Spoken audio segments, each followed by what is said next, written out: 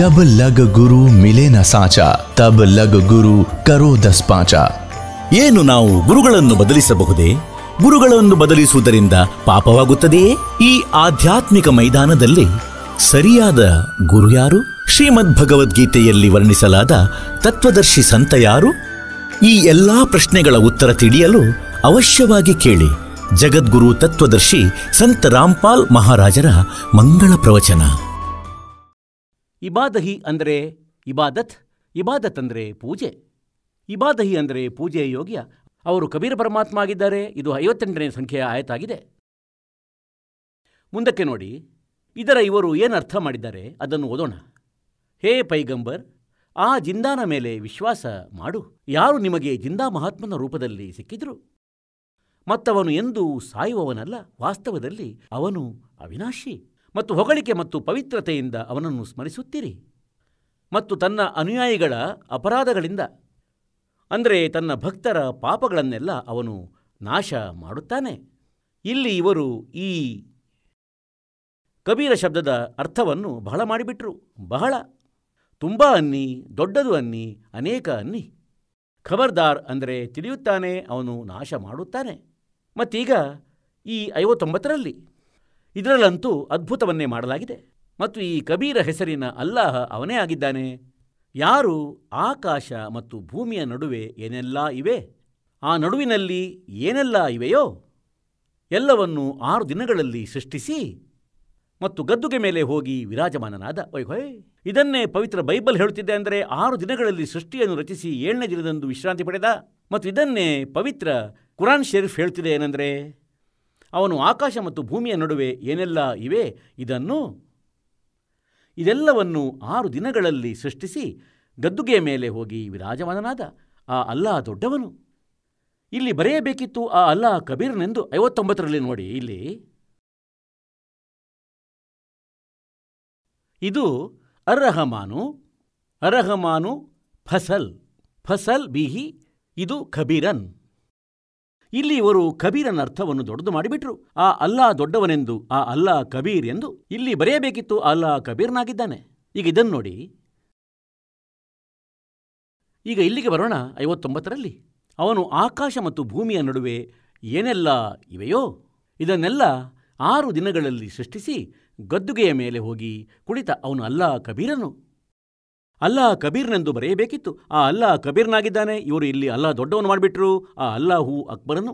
ಇವರು ಹೇಳ್ತಾರೆ ಆ ಅಲ್ಲಾಹು ಅಕ್ಬರನು, ಕಬೀರ್ ದೊಡ್ಡವನು. ರೆಹಮಾನನು ದಯಾಳು ಆಗಿರುವನು. ಅಂದರೆ ಅವನ ವಿಷಯದಲ್ಲಿ ಇಲ್ಲಿ ಸ್ಪಷ್ಟವಾಯಿತು. ಏನೆಂದರೆ, ಪವಿತ್ರ ಕುರಾನ್ ಶರೀಫ್ನ ಜ್ಞಾನವನ್ನು ನೀಡುತ್ತಿರುವ ಅಲ್ಲಾಹ್ ಯಾರನ್ನು ಮುಸಲ್ಮಾನರು ತಮ್ಮ ಅಲ್ಲಾಹನೆಂದು ನಂಬುತ್ತಾರೆ ಮತ್ತು ಪೈಗಂಬರ್ ಹಜರತ್ ಮುಹಮ್ಮದರು ಸಹ ಅವನನ್ನು ತಮ್ಮ ಅಲ್ಲಾಹನೆಂದು ನಂಬುತ್ತಾರೆ. ಅವರು ಹೇಳುತ್ತಿದ್ದಾರೆ, ಆ ಕಬೀರ ಹೆಸರಿನ ಪರಮಾತ್ಮನು ಯಾರು 6 ದಿನದಲ್ಲಿ ಸೃಷ್ಟಿಯನ್ನು ರಚಿಸಿ ಗದ್ದುಗೆ ಮೇಲೋಗಿ ಕುಳಿತ. ಅಂದರೆ ಅವನ ಮಾಹಿತಿಯನ್ನು ಯಾರೋ ಬಾಖಬರ್ ತತ್ವದರ್ಶಿ ಸಂತರಿಂದ, ಆ ಜ್ಞಾನಿಗಳಿಂದ ಕೇಳಿ ತಿಳಿಯು. ಕುರಾನ್ ಶರೀಫ್ನ ಜ್ಞಾನದಾತ ಅಲ್ಲಾಹ ಕೂಡ ಆ ಪರಮಾತ್ಮನ ಜ್ಞಾನದಿಂದ ಅಪರಿಚಿತನಾಗಿದ್ದಾನೆ. ಇತಿ ಸಿದ್ಧಂ. ಈಗ ಪುಣ್ಯಾತ್ಮರೇ, ಈ 2 ಧರ್ಮಗಳ, ಇಸಾಯಿ ಧರ್ಮ ಮತ್ತು ಮುಸಲ್ಮಾನ ಧರ್ಮದ ಪವಿತ್ರ ಸದ್ಗ್ರಂಥಗಳನ್ನು ಹೊಂದಾಣಿಕೆ ಮಾಡಿದಾಗ ಇದು ಸ್ಪಷ್ಟವಾಯಿತೆನೆಂದರೆ, ಆ ಪರಮಾತ್ಮನ ಶರೀರವಿದೆ, ನರ ಆಕಾರವಿದೆ, ಸಶರೀರ ಆಗಿರುವನು. ಮತ್ತವನ ಹೆಸರು ಕಬೀರ ಎಂದಾಗಿದೆ. ಅವನು ಸಾಕಾರನು. ಹಾಗಾದರೆ ಪ್ರಭು ನಿರಾಕಾರ ಬೇಚೂನು ಹೇಗಾದ? ಇದು ಲೋಕವೇದವಾಗಿತ್ತು, ದಂತಕಥೆಯಾಗಿತ್ತು. ಶಾಸ್ತ್ರಗಳನ್ನು ತಿಳಿಯದೆ ಈ ಮನಸ್ಸೇಚ್ಛೆ ಜ್ಞಾನವನ್ನು ನಾವು ಪ್ರಚಲಿತ ಮಾಡಿಟ್ಟಿದ್ದೆವು ಮತ್ತಿದರ ಮೇಲೇನೆ ಅವಲಂಬಿತರಾಗಿದ್ದೆವು. ಈಗ ನಾವು ನೋಡೋಣವಂತೆ ಪವಿತ್ರ ಹಿಂದೂ ಧರ್ಮದ ಸದ್ಗ್ರಂಥಗಳನ್ನು. ಪವಿತ್ರ ಹಿಂದೂ ಧರ್ಮದ ಸದ್ಗ್ರಂಥಗಳೆಂದು ನಂಬಲಾಗಿರುವವು ಪವಿತ್ರ 4 ವೇದಗಳು ಮತ್ತು ಪವಿತ್ರ ಶ್ರೀಮದ್ ಭಗವದ್ಗೀತೆ, ಪವಿತ್ರ 18 ಪುರಾಣಗಳು. ಇವುಗಳಲ್ಲಿ ಸರ್ವಶ್ರೇಷ್ಠ ಪವಿತ್ರ ವೇದಗಳು ಮತ್ತು ಪವಿತ್ರ ಗೀತೆಯೆಂದೇ ತಿಳಿಯಲಾಗುತ್ತದೆ. ಬೇರೆ ಪುರಾಣಗಳಲ್ಲಿನ ಜ್ಞಾನವೇನಿದೆ ಇದು ಒಂದಕ್ಕೊಂದು ಹೊಂದಾಣಿಕೆಯಾಗುತ್ತದೆ. ಕೆಲವೊಂದು ಕಡೆ ಬ್ರಹ್ಮ ಹೇಳಿದ್ದಾನೆ, ಮತ್ತು ಕೆಲವೊಂದು ಕಡೆ ಯಾವುದೋ ಋಷಿಯ ಅನುಭವವನ್ನು ಪುರಾಣದಲ್ಲಿ ಬರೆಯಲ್ಪಟ್ಟಿದೆ. ಅವರದ್ದೇ ಆದ ವಿಧಾನ ಸಹ ಇದೆ. ಹೀಗೆಯೇ ಈ ಪವಿತ್ರ ವೇದಗಳ ಜ್ಞಾನವನ್ನು ಪೂರ್ಣ ಪರಮಾತ್ಮ ಈ ಬ್ರಹ್ಮನಿಗೆ ನೀಡಿದ್ದ, ಇವನ ಅಂತಃಕರಣದಲ್ಲಿ ಫೀಡ್ ಮಾಡಿದ್ದ. ಇದು ಪ್ಯೂರ್, ಅದಂತೂ ಪ್ಯೂರ್ ಆಗಿದೆ, ಸಂಪೂರ್ಣ ಸ್ಪಷ್ಟವಾದ ಜ್ಞಾನವಾಗಿದೆ. ಶ್ರೀಮದ್ ಭಗವದ್ಗೀತೆಯಲ್ಲಿ ಗೀತಾಜ್ಞಾನದಾತನಂತೂ ಅವನೇ ಆಗಿದ್ದಾನೆ. ಆದರೆ ಇವನು ಇದರಲ್ಲಿ ಕೆಲವು ತನ್ನದೇ ಆದ ಅಭಿಪ್ರಾಯವನ್ನು ಅಳವಡಿಸಿದ್ದಾನೆ. ಆದರೆ ವೇದಗಳ ಜ್ಞಾನವನ್ನು ಕೂಡ ಅದರಲ್ಲಿ ಮಿಳಿತಗೊಳಿಸಿದ್ದಾನೆ. ಅಂದರೆ ನಾವು ನಮ್ಮ ವೇದಗಳಲ್ಲಿ ನೋಡಬೇಕು ಪರಮಾತ್ಮ ಹೇಗಿದ್ದಾನೆ ಅಂತ. ಮತ್ತು ಇಂದಿನ ತನಕ ಎಷ್ಟೆಲ್ಲ ಋಷಿ ಮಹರ್ಷಿ ಇದ್ದಿದ್ದರೋ ಅವರೆಲ್ಲ ಹೇಳ್ತಿದ್ರು, ನಾವು ವೇದಗಳನ್ನು ಅರಿತಿದ್ದೇವೆ ಎಂದು. ನಾವು ವೇದಗಳನ್ನು ಓದಿದ್ದೇವೆ ಮತ್ತು ವೇದಗಳಲ್ಲಿ ಪರಮಾತ್ಮ ನಿರಾಕಾರನೆಂದು ಬರೆದಿದೆ. ಆದರೆ ವೇದಗಳಲ್ಲಿ ಪರಮಾತ್ಮನನ್ನು ಸಾಕಾರ, ಮನುಷ್ಯ ಸದೃಶನೆಂದು ಬರೆದಿದೆ. ನರ ಆಕಾರ ಎಂದು ಬರೆದಿದೆ, ಮನುಷ್ಯ ಸಮಾನ ಶರೀರ ಎಂದು ಬರೆದಿದೆ. ಮತ್ತವನು ಸಶರೀರನೆಂದು ಹೇಳಲಾಗಿದೆ. ಈಗ ನಿಮ್ಮ ಸಮಕ್ಷಮದಲ್ಲಿ ಇಡುತ್ತೇವೆ ಕೆಲವು ವಿಚಾರಗಳನ್ನು. ಪುಣ್ಯಾತ್ಮರೇ, ಇಲ್ಲಿವರೆಗೆ ನಮಗೆ ಈ ಋಷಿ, ನಕಲಿ ಋಷಿ, ಮಹರ್ಷಿ ಮತ್ತು ಮಂಡಲೇಶ್ವರರು ಮೂರ್ಖರನ್ನಾಗಿಸಿಟ್ಟಿದ್ದರು. ಇವರು ಕೇವಲ ಸಂಸ್ಕೃತ ಭಾಷೆಯನ್ನು ಮಾತ್ರ ಅವಶ್ಯ ತಿಳಿದಿದ್ದರು. ಆಧ್ಯಾತ್ಮಿಕ ಜ್ಞಾನವನ್ನು ಇವರು ಸಂಪೂರ್ಣವಾಗಿ ತಿಳಿದಿರಲಿಲ್ಲ. ಮತ್ತು ನಾವು ಮೂರ್ಖರಾಗಿಯೇ ಇರಲು ಮುಖ್ಯ ಕಾರಣ ಏನೆಂದರೆ, ನಮ್ಮ ಪೂರ್ವಜರು ಸಂಸ್ಕೃತ ಭಾಷೆಯನ್ನು ತಿಳಿದೇ ಇರಲಿಲ್ಲ. ಅವರು ಅಶಿಕ್ಷಿತರಾಗಿದ್ದರು ಮತ್ತು ಶಿಕ್ಷಣವನ್ನು ಪಡೆಯುವ ಅಧಿಕಾರ ಕೇವಲ ಒಂದು ವರ್ಗಕ್ಕೆ ಮಾತ್ರವಿತ್ತು. ಒಂದೇ ವರ್ಣಕ್ಕಿತ್ತು, ಬ್ರಾಹ್ಮಣ ವರ್ಣಕ್ಕೆ. ಅವರು ಹೇಗೆ ಜ್ಞಾನವನ್ನು ತಿಳಿದರು, ವೇದಗಳನ್ನು ಓದಿದರು ಮತ್ತು ಅವರು ಹಾಗೆಯೇ ತಮ್ಮ ಅನುಭವವನ್ನು ಅದಕ್ಕೆ ಸೇರಿಸಿ ನಮ್ಮ ಪೂರ್ವಜರಿಗೆ ತಿಳಿಸಿದರು ಮತ್ತು ಅವರಿಗೆ ಪರಮಾತ್ಮ ನಿರಾಕಾರನೆಂದು ಫೈನಲ್ ಆಯಿತು. ಮತ್ತು ಈ ಬ್ರಾಹ್ಮಣ ಋಷಿಗಳಿಗೆ ಇದು ಗೊತ್ತಾಗಲಿಲ್ಲ.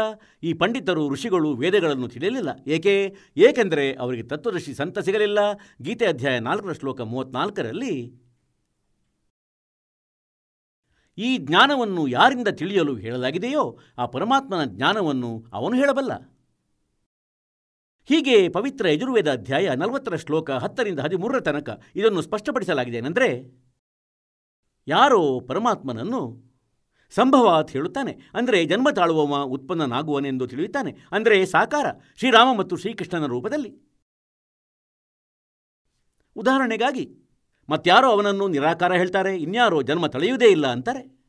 ಈಗ ಪರಮಾತ್ಮ ಸಾಕಾರನೋ ನಿರಾಕಾರನೋ ಈ ಜ್ಞಾನವನ್ನು ಸಹ ತತ್ವದರ್ಶಿ ಸಂತ ಹೇಳುವನು. ಅವರಿಂದ ಕೇಳಿ. ಮತ್ತು ನಂತರ ಇದನ್ನು ಹೇಳಲಾಗಿದೆ ಅಂದರೆ 10ರಿಂದ 13ರವರೆಗೆ 11, 12, 13ರಲ್ಲಿ ಸ್ಪಷ್ಟಪಡಿಸಿದೆ. ಏನೆಂದರೆ, ಯಾರಿಗೋ ಅಕ್ಷರಜ್ಞಾನವಾಯಿತು ಅಂದುಕೊಳ್ಳಿ, ಯಾವುದೋ ವಿಶೇಷ ಭಾಷೆ ಇದ್ದು, ಆಗ ಅವನನ್ನು ವಿದ್ವಾಂಸನೆಂದು ಕರೆಯಲಾರಂಭಿಸ್ತಾರೆ. ಮತ್ತು ಯಾರಿಗೆ ಜ್ಞಾನವಿಲ್ಲ, ಅಕ್ಷರ ಜ್ಞಾನವಿಲ್ಲ, ಅವನನ್ನು ಅವಿದ್ವಾಂಸ ಹೇಳಿಬಿಡ್ತಾರೆ. ವಿದ್ವಾಂಸ ಮತ್ತು ಅವಿದ್ವಾಂಸ ಶಬ್ದದ ಪರಿಭಾಷೆಯನ್ನು ಕೂಡ ಆ ತತ್ವದರ್ಶಿ ಸಂತ ಹೇಳುವನು. ಅವರಿಂದ ಕೇಳಿ. ಇವತ್ತಿ ದಾಸನಾಗಿದ್ದಾನೆ ಆ ತತ್ವದರ್ಶಿ ಸಂತ. ಆ ಪರಮಾತ್ಮನ ದಯೆಯಿಂದ ಈ ಜ್ಞಾನದಿಂದ ಪರಿಚಿತನಾದ. ಮತ್ತದನ್ನು ಈ ದಾಸ ಹೇಳುವನು ಯಾರಿಗೆ ವಿದ್ವಾಂಸ ಹೇಳುತ್ತಾರೆ ಎಂದು. ಕಬೀರ ಪರಮೇಶ್ವರರು ವಿದ್ವಾಂಸರಾಗಿದ್ದರು. ವಿದ್ವಾಂಸ ಆಗಿದ್ದರು ಪರಮ ಪೂಜ್ಯ ಪರಮೇಶ್ವರ ಕಬೀರರು. ಅವರನ್ನು ಧಾಣಕ ಮತ್ತು ನೇಕಾರನೆಂದು ಹೇಳಿ ಒಬ್ಬ ಕವಿ ಎಂದು ತಿಳಿದು ಅವರ ಹಿಸ್ಟ್ರಿ ಶೀಟನ್ನೇ ಮುಚ್ಚಿಟ್ಟಿದ್ದರು. ಮತ್ತದನ್ನು ರಿಜೆಕ್ಟ್ ಮಾಡಲಾಗಿತ್ತು. ಅವನಂತೂ ಒಬ್ಬ ಅಶಿಕ್ಷಿತನಾಗಿದ್ದನೆಂದು. ಇಲ್ಲ, ಅವರು ಎಲ್ಲ ವೇದಗಳ ಜ್ಞಾನಿಯಾಗಿದ್ದರು, ಎಲ್ಲ ಸದ್ಗ್ರಂಥಗಳ ಜ್ಞಾನಿಯಾಗಿದ್ದರು, ಸಮಸ್ತ ಬ್ರಹ್ಮಾಂಡಗಳ ರಚನಾಕಾರರಾಗಿದ್ದರು. ಅವರು ತತ್ವದರ್ಶಿ ಸಂತರಾಗಿದ್ದರು. ಅವರು ಮಹಾ ವಿದ್ವಾಂಸರಾಗಿದ್ದರು. ಕೇವಲ ಅಕ್ಷರಜ್ಞಾನವಿರುವುದರಿಂದ, ವಿಶೇಷ ಭಾಷೆಯನ್ನು ತಿಳಿಯುವುದರಿಂದ ವ್ಯಕ್ತಿ ವಿದ್ವಾಂಸನಾಗಲಾರ. ಯಾರೋ ಸಂಸ್ಕೃತ ಭಾಷೆಯಲ್ಲಿ ವಿದ್ವಾಂಸನಾಗಿದ್ದರೆ, ಇಂಗ್ಲಿಷ್ ಬರೆದಿದ್ದರೆ ಇಂಗ್ಲಿಷ್ನಲ್ಲಿ ಅವಿದ್ವಾಂಸನಾದವನು. ಅಂದರೆ ಈ ವಿದ್ವಾಂಸ ಮತ್ತು ಅವಿದ್ವಾಂಸ ಶಬ್ದದ ಕಲ್ಪನೆ, ಪರಿಭಾಷೆ ಕೇವಲ ಒಂದು ಅಕ್ಷರಜ್ಞಾನ ಇರುವುದು ಮತ್ತು ಇಲ್ಲದೇ ಇರುವುದರಿಂದ ಸ್ಪಷ್ಟ ಆಗುವುದಿಲ್ಲ. ಈಗ ನಿಮಗೆ ಇಲ್ಲಿ ಈ ಕಲಿಯುಗದ ನಕಲಿ ಮಹರ್ಷಿ ದಯಾನಂದನ ವಿಷಯದಲ್ಲಿ ಸ್ವಲ್ಪ ಜ್ಞಾನವನ್ನು ನೀಡ್ತೇನೆ. ಇವನು ಬಹಳ ಪ್ರಚಲಿತನಾಗಿದ್ದ ಮತ್ತು ಬಹಳ ಪ್ರಸಿದ್ಧನಾಗಿದ್ದ. ಇಲ್ಲಿ ಯಾವುದೇ ವ್ಯಕ್ತಿಯ ಮುಂದೆ ಇವನ ಸ್ವಲ್ಪ ಹೆಸರನ್ನು ಎತ್ತಿಬಿಟ್ಟು ನಂತರ ಹೇಳಬೇಕು ಮಹರ್ಷಿ ದಯಾನಂದರಿಗೆ ಹೀಗೀಗೆ ವೇದಗಳ ಜ್ಞಾನವಿರಲಿಲ್ಲ ಎಂದು. ಆಗ ಸಾಮಾನ್ಯ ವ್ಯಕ್ತಿ ಕೂಡ ಹೇಳುವನು, ಇಲ್ಲ ಅವನಂತೂ ದೊಡ್ಡ ವಿದ್ವಾಂಸನಾಗಿದ್ದ, ಮಹಾತ್ಮನಾಗಿದ್ದ, ಸಂಸ್ಕೃತವನ್ನು ಬಲ್ಲ ದೊಡ್ಡ ಜ್ಞಾನಿಗಳಾಗಿದ್ದರು, ಸಂಸ್ಕೃತದ ಜ್ಞಾನಿಗಳಾಗಿದ್ದಿರಬಹುದು. ಆದರೆ ವೇದಗಳ ಬಗ್ಗೆ ಇವನಿಗೆ ಏನೇನೆಂದರೆ ಏನೇನೂ ಗೊತ್ತಿರಲಿಲ್ಲ. ಇವತ್ತು ಇವನ ಬಗ್ಗೆ ಇನ್ನೂ ಸ್ವಲ್ಪ ವಿವರಿಸ್ತೇನೆ. ಏಕೆಂದರೆ ಎಲ್ಲಿಯವರೆಗೆ ನಾವು ಈ ನಕಲಿಗಳನ್ನು ಪೂರ್ಣವಾಗಿ ತಿಳಿಯುವುದಿಲ್ಲವೋ ಅಲ್ಲಿಯವರೆಗೆ ಅಸಲಿಯನ್ನು ಗುರುತಿಸುವುದಾದರೂ ಹೇಗೆ? ಈಗ ಇವರದ್ದೇ ಗ್ರಂಥದಲ್ಲಿ ಬರೆದಿದೆ. ಪುಣ್ಯಾತ್ಮರೇ, ಈ ದಾಸನಿಗೇನು ಜ್ಞಾನವಿದೆ? ಪುಸ್ತಕ ರೂಪದಲ್ಲಿ ಬರೆದಿಟ್ಟೆ. ಇದನ್ನು ತಾವು ಓದಿದಾಗಲೇ ನನ್ನ ಜ್ಞಾನದ ಬಗ್ಗೆ ಗೊತ್ತಾಗುವುದು, ನಾನು ವಿದ್ವಾಂಸನೋ ಅಥವಾ ಅವಿದ್ವಾಂಸನೋ ಎಂದು. ಏಕೆಂದರೆ ನನಗೆಷ್ಟು ತಿಳಿದಿತ್ತು ಅದನ್ನೆಲ್ಲ ಆ ಪುಸ್ತಕದಲ್ಲಿ ಬರೆದಿಟ್ಟೆ, ಒಳಗಿದ್ದ ಸಕಲ ಜ್ಞಾನವನ್ನು. ಹಾಗಾಗಿ ಆ ಪುಸ್ತಕವನ್ನು ನಾನೇ ಎಂದು ತಿಳಿಯಿರಿ. ಏಕೆಂದರೆ ನನ್ನೆಲ್ಲ ಜ್ಞಾನವನ್ನು ಅದರಲ್ಲಿ ತುಂಬಿಬಿಟ್ಟೆ. ಇದೇ ಪ್ರಕಾರ ಈ ಸತ್ಯಾರ್ಥ ಪ್ರಕಾಶ ಹೆಸರುಳ್ಳ ಒಂದು ಪುಸ್ತಕ ಮಹರ್ಷಿ ದಯಾನಂದರಿಂದ ರಚಿಸಲ್ಪಟ್ಟಿದೆ. ಈ ಮಹರ್ಷಿ ದಯಾನಂದರಂತೂ ಈಗಿಲ್ಲ. ಆದರೆ ಅವರಲ್ಲಿ ಏನು ಭಾವನೆಗಳಿದ್ದವು ಮತ್ತು ತಮ್ಮ ಜೀವನದ ಅನುಭವಗಳನ್ನೆಲ್ಲ ಈ ಸತ್ಯಾರ್ಥ ಪ್ರಕಾಶ ಹೆಸರುಳ್ಳ ಪುಸ್ತಕದಲ್ಲಿ ತುಂಬಿಬಿಟ್ಟರು. ಇವತ್ತು ನಾವು ಇದನ್ನು ಓದಿ ಅಂದಾಜಿಸಬಹುದು ಅವನು ವೇದಗಳ ಎಷ್ಟು ಜ್ಞಾನಿಯಾಗಿದ್ದ ಅಂತ, ಮತ್ತು ಅವನ ಅನುಭವ ಹೇಗಿತ್ತಂತ ನೋಡಿರಿ ಸತ್ಯಾರ್ಥ ಪ್ರಕಾಶದಲ್ಲಿ. ಇದಾಗಿದೆ ಸತ್ಯಾರ್ಥ ಪ್ರಕಾಶ.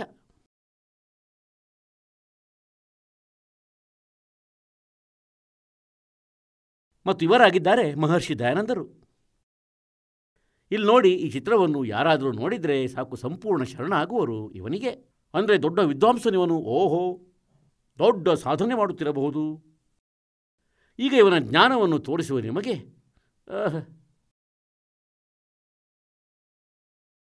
ಇದು ಎಲ್ಲಿಂದ ಮುದ್ರಿತವಾಗಿದೆ? ಇದಾಗಿದೆ ಸತ್ಯಾರ್ಥ ಪ್ರಕಾಶ. ಇದರ ವಿಷಯದಲ್ಲಿ ಬರೆಯಲಾಗಿದೆ, ವೇದ ಆದಿ ವಿವಿಧ ಸಚ್ಛಾಸ್ತ್ರ ಪ್ರಮಾಣೇ ಸಮನ್ವಿತ. ಅಂದರೆ ವೇದ ಆದಿ ವಿವಿಧ ಸದ್ಶಾಸ್ತ್ರಗಳ ಪ್ರಮಾಣಗಳೊಂದಿಗೆ ಇದರ ರಚನೆಯನ್ನು ಮಾಡಲಾಗಿದೆ. ಯಾರು ಮಾಡಿದ್ದಾರೆ? ಶ್ರೀಮತ್ ಪರಮಹಂಸ ಪರಿವ್ರಾಜಕ ಆಚಾರ್ಯ ಮಹರ್ಷಿ ದಯಾನಂದನ ಮುಂದೆ ಇಷ್ಟು ಉದ್ದ ಉಪಮೆ, ಮತ್ತು ನಂತರ ಮಹರ್ಷಿ ದಯಾನಂದ, ನಂತರ ಸರಸ್ವತಿ ಸ್ವಾಮಿ ವಿರಚಿತ. ಈಗ ಇಲ್ಲಿ ಇವನ ಇಷ್ಟು ದೊಡ್ಡ ಉಪಮೆಯನ್ನು ಹಾಕಿಬಿಟ್ರು. ಶ್ರೀಮತ್ ಪರಮಹಂಸ ಪರಿವ್ರಾಜಕ ಆಚಾರ್ಯ ಮಹರ್ಷಿ ದಯಾನಂದ ಸರಸ್ವತಿ ಸ್ವಾಮಿ ವಿರಚಿತ. ಈ ಸ್ವಾಮಿಗಳ ಮೂಲಕ ಪುಸ್ತಕ ಬರೆಯಲ್ಪಟ್ಟಿದೆ, ರಚಿಸಲ್ಪಟ್ಟಿದೆ. ಮತ್ತು ಪ್ರಕಾಶಕರು ವೈದಿಕ್ ಯತಿಮಂಡಲ್ ದಯಾನಂದ ಮಠ, ದೀನಾನಗರ್, ಪಂಜಾಬ್ನಿಂದ. ಇದೆಲ್ಲಿಂದ ಮುದ್ರಿತವಾಗಿದೆ? ಇದು ಎಲ್ಲಿಂದ ಮುದ್ರಿತವಾಗಿದೆ? ಆಚಾರ್ಯ ಪ್ರಿಂಟಿಂಗ್ ಪ್ರೆಸ್, ದಯಾನಂದ ಮಠ್, ಗೊಹಾನ ಮಾರ್ಗ, ರೋಹತಕ್. ಇಲ್ಲಿಂದ ಮುದ್ರಿತವಾಗಿದೆ. ಈಗ ನಿಮಗೆ ಇದರ 7ನೇ ಸಮುಲ್ಲಾಸವನ್ನು ತೋರಿಸ್ತೇನೆ. ಇದಾಗಿದೆ ಸಪ್ತಮ್ ಸಮುಲ್ಲಾಸ್, ಅಂದರೆ 7ನೇ ಸಮುಲ್ಲಾಸ. ಸತ್ಯಾರ್ಥ ಪ್ರಕಾಶವಾಗಿದೆ ಪುಟ 154ರಲ್ಲಿ. ಈ ಪ್ರಕಾಶನದ 154ನೇ ಪುಟದಲ್ಲಿ ಯಾರೋ ಪ್ರಶ್ನಿಸಿದರು. ಪ್ರಶ್ನೆ, ಈಶ್ವರ ಸಾಕಾರನೋ ಅಥವಾ ನಿರಾಕಾರನೋ? ಉತ್ತರ, ಸ್ವಾಮಿ ದಯಾನಂದರದು ನಿರಾಕಾರನು. ಮತ್ತು 155ನೇ ಪುಟದಲ್ಲಿ ಸ್ವಯಂ ಇದನ್ನು ಸ್ವೀಕರಿಸಿ ಸಾಕಾರ ಕೂಡ ಹೇಳ್ತಿದ್ದಾರೆ ಅವನನ್ನು. ಓಯ್ ಸ್ವಾಮಿ ದಯಾನಂದರಿಗೆ ಯಾರೋ ಪ್ರಶ್ನೆ ಹಾಕಿದರು. ಪರಮೇಶ್ವರನ ಸ್ತುತಿ, ಪ್ರಾರ್ಥನೆ ಮತ್ತು ಉಪಾಸನೆ ಮಾಡಬೇಕೋ ಅಥವಾ ಬೇಡವೇ? ಸ್ವಾಮಿ ದಯಾನಂದರು ಹೇಳ್ತಾರೆ, ಮಾಡಬೇಕು. ಆಗ ಪ್ರಶ್ನೆಕರ್ತ ಕೇಳ್ತಾನೆ, ಸ್ತುತಿ ಇತ್ಯಾದಿ ಮಾಡುವುದರಿಂದ ಈಶ್ವರ ತನ್ನ ನಿಯಮ ಬಿಟ್ಟು ಸ್ತುತಿ ಪ್ರಾರ್ಥನೆ ಮಾಡುವವನ? ಅಂದರೆ ಯಾರಾದರೂ ಭಗವಂತನ ಭಕ್ತಿಯನ್ನು ಮಾಡಿದರೆ ಅವನ ಪಾಪಗಳನ್ನು ಅವನು ನಾಶ ಮಾಡುವನೇನು? ಆಗ ಸ್ವಾಮೀಜಿ ಹೇಳ್ತಾರೆ, ಇಲ್ಲ, ಸಾಧನೆ ಉಪಾಸನೆಗಳಿಂದ ಪಾಪನಾಶವಾಗದು. ಆಗ ಪ್ರಶ್ನೆಕರ್ತ ಕೇಳ್ತಾನೆ, ಮತ್ತೆ ಸ್ತುತಿ ಪ್ರಾರ್ಥನೆ ಮಾಡುವ ಅವಶ್ಯಕತೆಯಾದರೂ ಏನಿದೆ ಭಗವಂತ ಪಾಪಗಳನ್ನು ನಾಶ ಮಾಡುವುದಿಲ್ಲವೆಂದಾದರೆ? ಯಾಕೆಂದರೆ ಪಾಪಕರ್ಮಗಳಿಂದ ದುಃಖ ಆಗುತ್ತದೆ ಮತ್ತು ಭಗವಂತ ದುಃಖ ನಿವಾರಣೆ ಮಾಡಲಾರ, ಏಕೆಂದರೆ ಪಾಪನಾಶ ಮಾಡಲಾರ. ಹಾಗಿದ್ರೆ ಭಗವಂತನ ಭಕ್ತಿಯ ಅವಶ್ಯಕತೆ ಏನಿದೆ?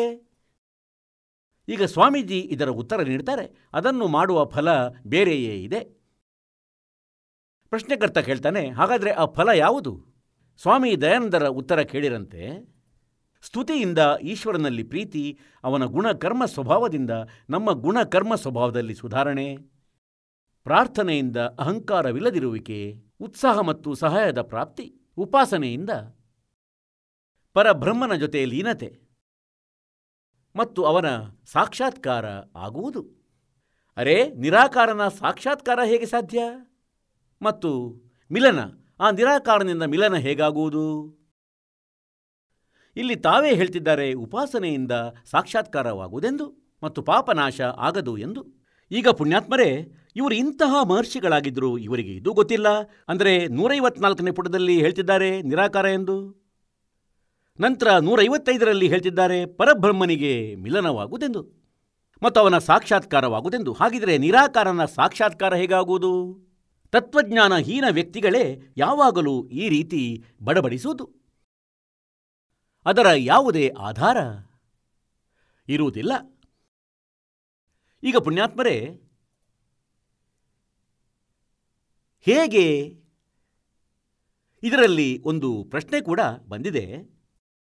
ಅಂದರೆ ಪರಮಾತ್ಮ ಪಾಪಗಳ ನಾಶವನ್ನು ಮಾಡಲಾರ, ಭಕ್ತಿ ಸಾಧನೆ ಮಾಡುವವನ ಪಾಪನಾಶ ಮಾಡಲಾರ, ಪಾಪಗಳನ್ನು ಕ್ಷಮಿಸುವುದಿಲ್ಲ. ನಂತರ ಪ್ರಶ್ನೆಕರ್ತ ಕೇಳಿದ, ಹಾಗಾದರೆ ಭಕ್ತಿ ಯಾಕಾಗಿ ಮಾಡಬೇಕು? ಸ್ವಾಮೀಜಿ ಹೇಳ್ತಾರೆ ಅದರಿಂದ ಬೇರೆಯೇ ಲಾಭವಾಗುತ್ತದೆ. ಅದು ಯಾವ ಲಾಭ? ಹೇಳ್ತಾರೆ ಅಂದರೆ ಭಕ್ತಿಯಿಂದ ಪಾಪನಾಶವಂತೂ ಆಗದು, ಪರಮಾತ್ಮನ ಸಾಧನೆಯಿಂದ ಪಾಪನಾಶವಾಗುವುದಿಲ್ಲ. ಅವನು ಪರಮಾತ್ಮನನ್ನು ಪ್ರಾಪ್ತಿಸಿಕೊಳ್ಳುತ್ತಾನೆ, ಅವನ ದರ್ಶನವನ್ನು ಮಾಡಿಕೊಳ್ಳುತ್ತಾನೆ. ಅರೆ ಭಲೇ ಮನುಷ್ಯ, ನಿರಾಕಾರನ ಸಾಕ್ಷಾತ್ಕಾರ ಹೇಗಾಗುವುದು ಅಂದುಕೊಳ್ಳಿ. ಒಬ್ಬ ಹುಡುಗ ಇಂಟರ್ವ್ಯೂಗಾಗಿ ಹೋಗುತ್ತಾನೆ, ಅಲ್ಲಿ ಸಾಕ್ಷಾತ್ಕಾರವಾಗುತ್ತದೆ. ಇಂಟರ್ವ್ಯೂ ಕೊಡುವನದ್ದು ಮತ್ತು ತೆಗೆದುಕೊಳ್ಳುವನದ್ದು ಇಬ್ಬರು ಸಾಕ್ಷಾತ್ಕಾರ ಇರುತ್ತಾರೆ, ಅಲ್ಲಿ ಸಾಕಾರವಿರುತ್ತಾರೆ. ಅಂದರೆ ಇದೇ ತರಹ, ಅಂದರೆ ಇದೇ ರೀತಿಯಲ್ಲಿ ಪರಮಾತ್ಮನ ಸಾಕ್ಷಾತ್ಕಾರ ಮಾಡುವುದು ಕೂಡ ಅವನನ್ನು ಸ್ಪಷ್ಟ ನೋಡುವುದಾಗಿದೆ. ಮತ್ತು ನಿರಾಕಾರನು ಕಣ್ಣಿಗೆ ಕಾಣಲು ಸಾಧ್ಯವಿಲ್ಲ. ಈಗ ಮಧ್ಯದಲ್ಲಿ ಮತ್ತೊಂದು ಪ್ರಸಂಗ ಬಂತು. ಅಂದರೆ ಪರಮಾತ್ಮ ತನ್ನ ಭಕ್ತರ ಪಾಪಗಳನ್ನು ನಾಶ ಮಾಡುವನೋ ಅಥವಾ ಇಲ್ಲವೋ? ಈ ಕಾನ್ಸೆಪ್ಟ್ ಕ್ಲಿಯರ್ ಮಾಡಿದ ನಂತರ ಮತ್ತೆ ನಿರಾಕಾರ ಸಾಕಾರನ ಸ್ಥಿತಿಯನ್ನು ಸ್ಪಷ್ಟಪಡಿಸುವನು. ನೋಡಿ, ಇದು ಅದೇ ಸಪ್ತಂ ಸಮುಲ್ಲಾಸ ನಡೆಯುತ್ತಿದೆ, ಮತ್ತಿದು ಸತ್ಯಾರ್ಥ ಪ್ರಕಾಶವಾಗಿದೆ. ಮತ್ತಿದರ 163ನೇ ಪುಟದಲ್ಲಿ ಇಲ್ಲಿ ನೋಡಿರಂತೆ, ಇಲ್ಲಿ ಇನ್ನೂ ಸ್ಪಷ್ಟವಾಗುವುದು. ಪ್ರಶ್ನೆಕರ್ತ ಕೇಳ್ತಾನೆ, ಈಶ್ವರ ತನ್ನ ಭಕ್ತರ ಪಾಪಗಳನ್ನು ಕ್ಷಮಿಸುವನೋ ಅಥವಾ ಇಲ್ಲವೋ? ಸ್ವಾಮೀಜಿಯ ಉತ್ತರ ಇಲ್ಲ. ಏಕೆಂದರೆ ಪಾಪಗಳನ್ನು ಕ್ಷಮಿಸಿದರೆ ಅವನ ನ್ಯಾಯ ನಷ್ಟ ಮತ್ತು ಎಲ್ಲ ಮಾನವರು ಮಹಾಪಾಪಿಗಳಾಗುವರು. ಏಕೆಂದರೆ ಅವರಿಗೆ ಪಾಪವನ್ನು ಮಾಡಲು ಉತ್ಸಾಹ ತುಂಬಿದಂತಾಗಿ ನಿರ್ಭಯವಾಗಿ ಬಿಡುವರು. ಅಂತೆಯೇ ಒಬ್ಬ ರಾಜ ಪಾಪಗಳನ್ನು ಒಂದೊಮ್ಮೆ ಕ್ಷಮೆ ಮಾಡಿದರೆ ಅವರು ಮತ್ತೂ ಅಧಿಕ ಅಪರಾಧವನ್ನು ಮಾಡತೊಡಗುವರು. ಮತ್ತು ಯಾರು ಅಪರಾಧ ಮಾಡುವುದಿಲ್ಲವೋ ಅವನು ಸಹ ಅಪರಾಧ ಮಾಡುವುದಕ್ಕೆ ಹೆದರುವುದಿಲ್ಲ. ಇದಕ್ಕಾಗಿ ಎಲ್ಲ ಕರ್ಮಗಳ ಯಥಾವತ್ತಾಗಿ ಫಲ ನೀಡುವುದು ಈಶ್ವರನ ಕೆಲಸವಾಗಿದೆ, ಕ್ಷಮೆ ಮಾಡುವುದಲ್ಲ. ಇವನಂತೂ ಫೈನಲ್ ಮಾಡಿಬಿಟ್ಟ, ಅಂದರೆ ಪಾಪನಾಶ ಮಾಡಲಾರ, ಹೇಗೆ ಕರ್ಮ ಮಾಡುವಿರೋ ಹಾಗೆಯೇ ಕೊಡುವನು. ಈಗ ಪುಣ್ಯಾತ್ಮರೇ, ಪರಮಾತ್ಮನ ಮಹಿಮೆ, ಪರಮಾತ್ಮನ ಗುಣ ಪವಿತ್ರ ವೇದಗಳಲ್ಲಿ ಬರೆದಿದೆ. ಈಗ ಅಂತೆಯೇ ಒಬ್ಬ ವ್ಯಕ್ತಿ ಹೇಳ್ತಾನೆ, ಅಂದರೆ ಯಾರೋ ಒಬ್ಬ ಯಾರನ್ನೋ ಪ್ರಶ್ನಿಸ್ತಾನೆ. ಯಾರು ತನ್ನ ಮನೆಯ ಮುಂದೆ ಬಹಳ ದೊಡ್ಡ ಬೋರ್ಡ್ ಒಂದನ್ನು ಹಾಕಿ ಇಟ್ಟಿದ್ದಾನೆ, MBBS, MS, ಮತ್ತು ಅವರಿಗೆ ಯಾರಾದರೂ ಕೇಳುತ್ತಾರೆಯೇ, ಅಂದರೆ ಔಷಧಿ ಸೇವಿಸುವುದರಿಂದ ರೋಗ ನಾಶ ಆಗುವುದೇ? ಮತ್ತು ಮುಂದಿನ ಆ ವ್ಯಕ್ತಿ ಇಷ್ಟು ಉದ್ದ ಬೋರ್ಡ್ ಹಾಕಿ ಡಾಕ್ಟರ್ನ ಕ್ಲಿನಿಕನ್ನು ತೆರೆದಿಟ್ಟಿದ್ದಾನೆ. ಮತ್ತು ಒಂದು ವೇಳೆ ಅವನು ಹೀಗೆ ಹೇಳಿದರೆ, ಇಲ್ಲ, ಔಷಧಿ ಸೇವನೆಯಿಂದ ರೋಗ ನಾಶವಾಗದು. ಆಗ ಎದುರಿನವ ಹೇಳ್ತಾನೆ, ಹಾಗಾದರೆ ಔಷಧಿ ತಿನ್ನುವ ಲಾಭವೇನು? ರೋಗ ನಾಶ ಆಗದಿದ್ದರೆ ರೋಗವೇ ನಿವಾರಣೆಯಾಗದು. ಆಗ ಆ ನಕಲಿ ವೈದ್ಯ, ಆ ಡಾಕ್ಟರ್ ಏನು ಉತ್ತರ ನೀಡುತ್ತಾನೆ ಅಂದರೆ, ಔಷಧಿ ಸೇವನೆಯಿಂದ ರೋಗನಾಶವಂತೂ ಆಗದು, ಆದರೆ ಪೈಲ್ವಾನ್ ಆಗಬಹುದು. ಹಾಗಾದರೆ ಅವನು ಡಾಕ್ಟರ್ನೇ? ಅವನೇನು ವೈದ್ಯನಾಗಿರುವನೇ? ಅವನಂತೂ ಯಾವುದೋ ಸಾರಾಯಿ ಕುಡಿದು ನಕಲಿ ಬೋರ್ಡ್ ಹಾಕಿ ಕುಳಿತಿರುವನು. ಅಂಥವನೇ ಈ ವಾಕ್ಯವನ್ನು ಹೇಳಬಹುದಂದರೆ, ಔಷಧಿ ಸೇವಿಸೋದರಿಂದ ರೋಗ ನಾಶವಾಗುವುದಿಲ್ಲ ಎಂದು. ಆದರೂ ಔಷಧಿಯನ್ನು ಸೇವಿಸಬೇಕಾಗಿದೆ. ಯಾಕಾಗಿ? ಏನು ಲಾಭವಿದೆ? ಅಂದರೆ ಪೈಲ್ವಾನ ಆಗಿಬಿಡುವನು. ರೋಗ ನಾಶವಾಗದಿದ್ದರೆ ಮೃತ್ಯು ಆಗುವುದು, ನಂತರ ಆಗಿಬಿಡುವೆ ಪೈಲ್ವಾನ್. ಅಂದರೆ ಹಾಗೆಯೇ ನಿಮಗೆ ಬೇರೆ ಉದಾಹರಣೆ ಕೊಡುವೆ. ಹೀಗೆ ಯಾರೋ ಬೋರ್ಡನ್ನು ಹಾಕಿಟ್ಟಿದ್ದಾನೆ, ಹೋಲ್ಸೇಲ್ ಸಾಬೂನು ವ್ಯಾಪಾರಿ ಎಂದು, ಮತ್ತು ಸಾಬೂನುಗಳಿಂದ ಪೂರ್ತಿ ಅಂಗಡಿ ತುಂಬಿಡಲಾಗಿದೆ. ಈಗ ಹೇಗೆಂದರೆ ಆ ಸಾಬೂನಿನಿಂದ ಮತ್ತು ಅವನಿಗೆ ಯಾರಾದರೂ ಕೇಳಿಬಿಟ್ರೆ ಈ ಸಾಬೂನು ಬಟ್ಟೆಯ ಕೊಳೆಯನ್ನು ನಾಶ ಮಾಡುತ್ತದೆಯೇ ಎಂದು. ಆಗ ಆ ಅಂಗಡಿಯವನು ಈ ಥರ ಹೇಳಿಬಿಟ್ರೆ, ಅಂದರೆ ಸಾಬೂನಂತೂ ಹಚ್ಚಲೇಬೇಕಾಗುತ್ತದೆ, ಆದರೆ ಅದು ಬಟ್ಟೆಯ ಕೊಳೆಯನ್ನು ನಾಶ ಮಾಡುವುದಿಲ್ಲ. ಆವಾಗ ಆ ಎದುರಿನ ವ್ಯಕ್ತಿ ಸ್ವಾಭಾವಿಕವಾಗಿ ಕೇಳುವನು, ಅಂದರೆ ಹಾಗಾದರೆ ಸಾಬೂನು ಉಪಯೋಗ ಮಾಡುವುದರಿಂದ ಲಾಭವೇನು? ಯಾವಾಗ ಸಾಬೂನು ಬಟ್ಟೆಯ ಕೊಳೆಯನ್ನು ತೆಗೆಯೋದಿಲ್ಲ ಅಂದಾದರೆ ಅದನ್ನು ಹಚ್ಚುವುದರಿಂದ ಏನು ಯೂಸ್ ಇದೆ, ಏನು ಲಾಭ? ನಂತರ ನಕಲಿ ಉತ್ತರಿಸುವನೇನೆಂದರೆ ಆ ಬಟ್ಟೆಯನ್ನು ಅದು ಗಟ್ಟಿಯನ್ನಾಗಿಸುವುದು. ಸಾಬೂನು ಬಟ್ಟೆಯ ಕೊಳೆಯನ್ನಂತೂ ನಾಶ ಮಾಡುವುದಿಲ್ಲ, ಆದರೆ ಅದನ್ನು ಗಟ್ಟಿಯನ್ನಾಗಿ ಅಂತೂ ಮಾಡುತ್ತದೆ. ಹಾಗಾದರೆ ಆ ವ್ಯಕ್ತಿ ಸಾಬೂನಿನಿಂದ ಪರಿಚಿತನೇ? ಇದರಿಂದ ಸಿದ್ಧವಾಯಿತನೆಂದರೆ ಅವನು ಎಲ್ಲ ವ್ಯರ್ಥ ಕಟ್ಟಿಗೆ ತುಂಡುಗಳನ್ನು ಇಟ್ಟಿರುವನೆಂದು, ಮತ್ತು ಜನರನ್ನು ಮೂರ್ಖರನ್ನಾಗಿಸುತ್ತಿದ್ದಾನೆ ಅವುಗಳನ್ನು ಕಾಗದದಲ್ಲಿ ಸುತ್ತಿ. ಅಂದರೆ ಈ ಸಿದ್ಧಾಂತವಿತ್ತು ಈ ಮಹರ್ಷಿ ದಯಾನಂದ ಸರಸ್ವತಿಯದು. ಮತ್ತು ಇವನು ಆರ್ಯ ಸಮಾಜದ ಪ್ರವರ್ತಕನು. ಇವನಿಗೆ ಏನೇನೂ ಗೊತ್ತಿರಲಿಲ್ಲ ವೇದ ಮತ್ತು ಭಗವಂತನ ಬಗ್ಗೆ. ಇಂಥವನು ಯಜುರ್ವೇದವನ್ನು ತನ್ನ ಸ್ವತಃ ಕರಕಮಲಗಳಿಂದ ಅನುವಾದಿಸಿದ್ದಾನೆ. ಈ ಯಜುರ್ವೇದದಲ್ಲಿ ಈಗ ಈ ವೇದಗಳೇನಿವೆ ಇವು ಪರಮಾತ್ಮನ ವಿಧಾನವಾಗಿವೆ. ಪರಮಾತ್ಮನ ಗುಣವಿದೆ ಅದರಲ್ಲಿ, ಅವನು ಹೀಗೀಗೆ ಮಾಡುತ್ತಾನೆ ಎಂದು. ಮತ್ತು ಯಾರು ವೇದಗಳ ವಿರುದ್ಧ ತನ್ನ ಸಿದ್ಧಾಂತವನ್ನು ಹೇಳಿದ್ದಾನೆ ಅವನು ಅಜ್ಞಾನಿ ವ್ಯಕ್ತಿಯಾಗಿದ್ದವನು, ಅವನು ವೇದಜ್ಞಾನಹೀನನಾಗಿದ್ದವನು. ಈಗ ನೋಡಿ, ವೇದಗಳು ಇದನ್ನು ಪ್ರಮಾಣೀಕರಿಸುತ್ತವೆ. ಅಂದರೆ ಪರಮಾತ್ಮ ಘೋರ ಪಾಪಗಳನ್ನೂ ನಾಶ ಮಾಡುತ್ತಾನೆ.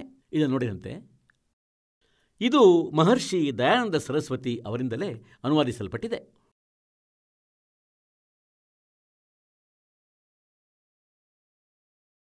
ಪ್ರಕಾಶಕರು ಸಾರ್ವದೇಶಿಕ್ ಆರ್ಯ ಪ್ರತಿನಿಧಿ ಸಭಾ 2/5 ಮಹರ್ಷಿ ದಯಾನಂದ ಭವನ, ರಾಮಲೀಲಾ ಮೈದಾನ, ನವದೆಹಲಿಯಿಂದ.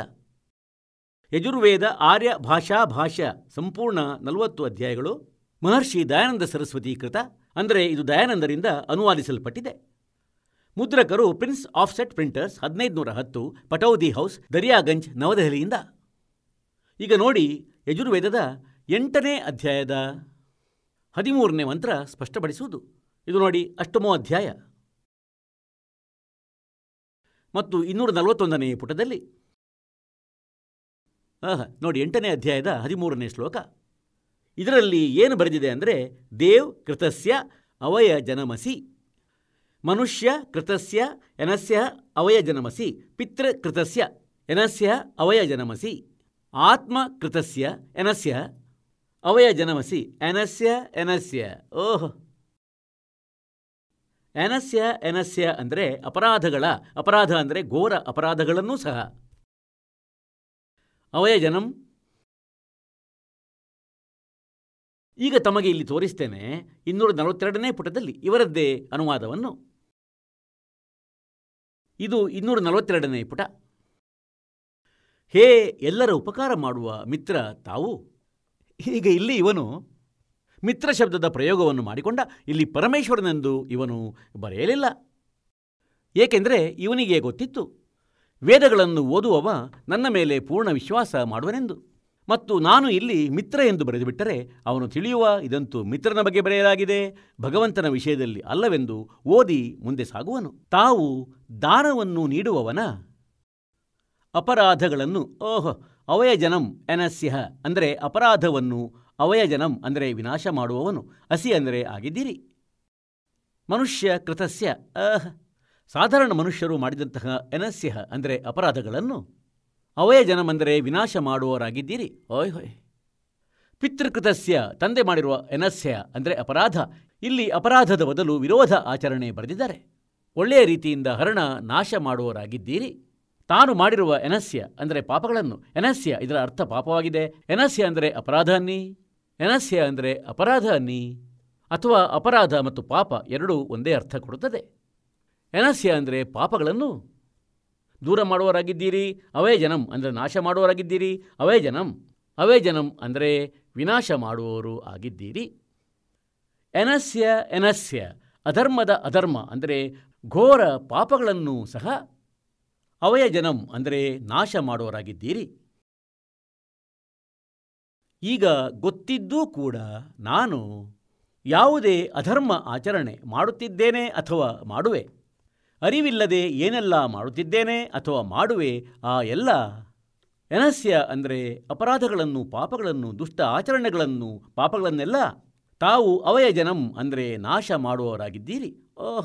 ಈಗ ಇಲ್ಲಿ ಇವನು ಮಿತ್ರ ಎಂಬ ಶಬ್ದವನ್ನು ಬರೆದು ಬಿಟ್ಟ. ಇಲ್ಲಿ ಪರಮಾತ್ಮ ಎಂದು ಬರೆಯಲಿಲ್ಲ, ಜನರನ್ನು ಮೂರ್ಖರನ್ನಾಗಿಸಲು. ಈಗ ಇವರದೇ ಶಬ್ದದಲ್ಲಿ ನೋಡಿ.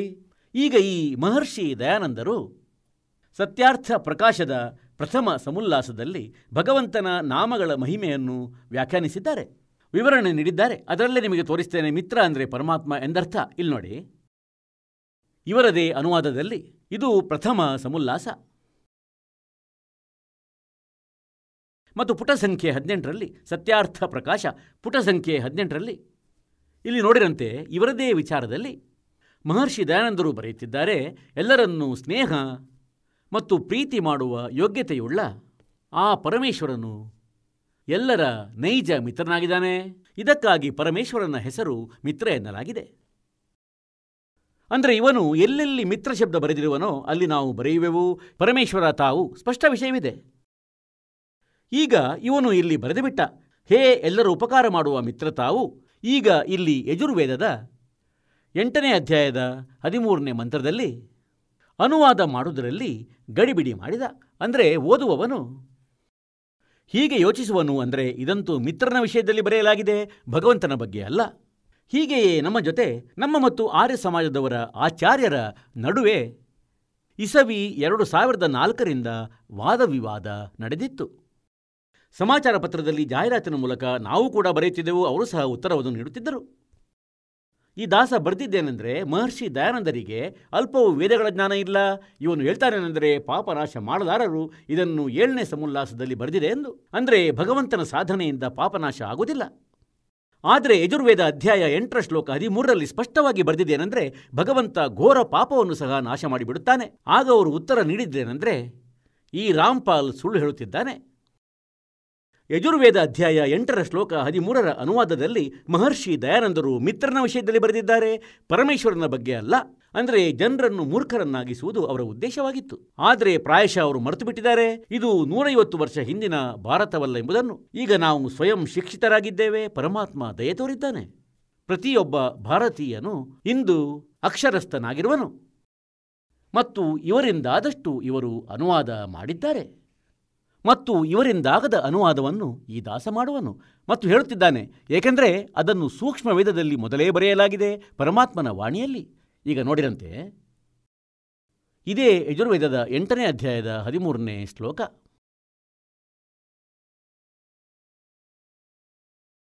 ಅಷ್ಟಮೋಧ್ಯಾಯ.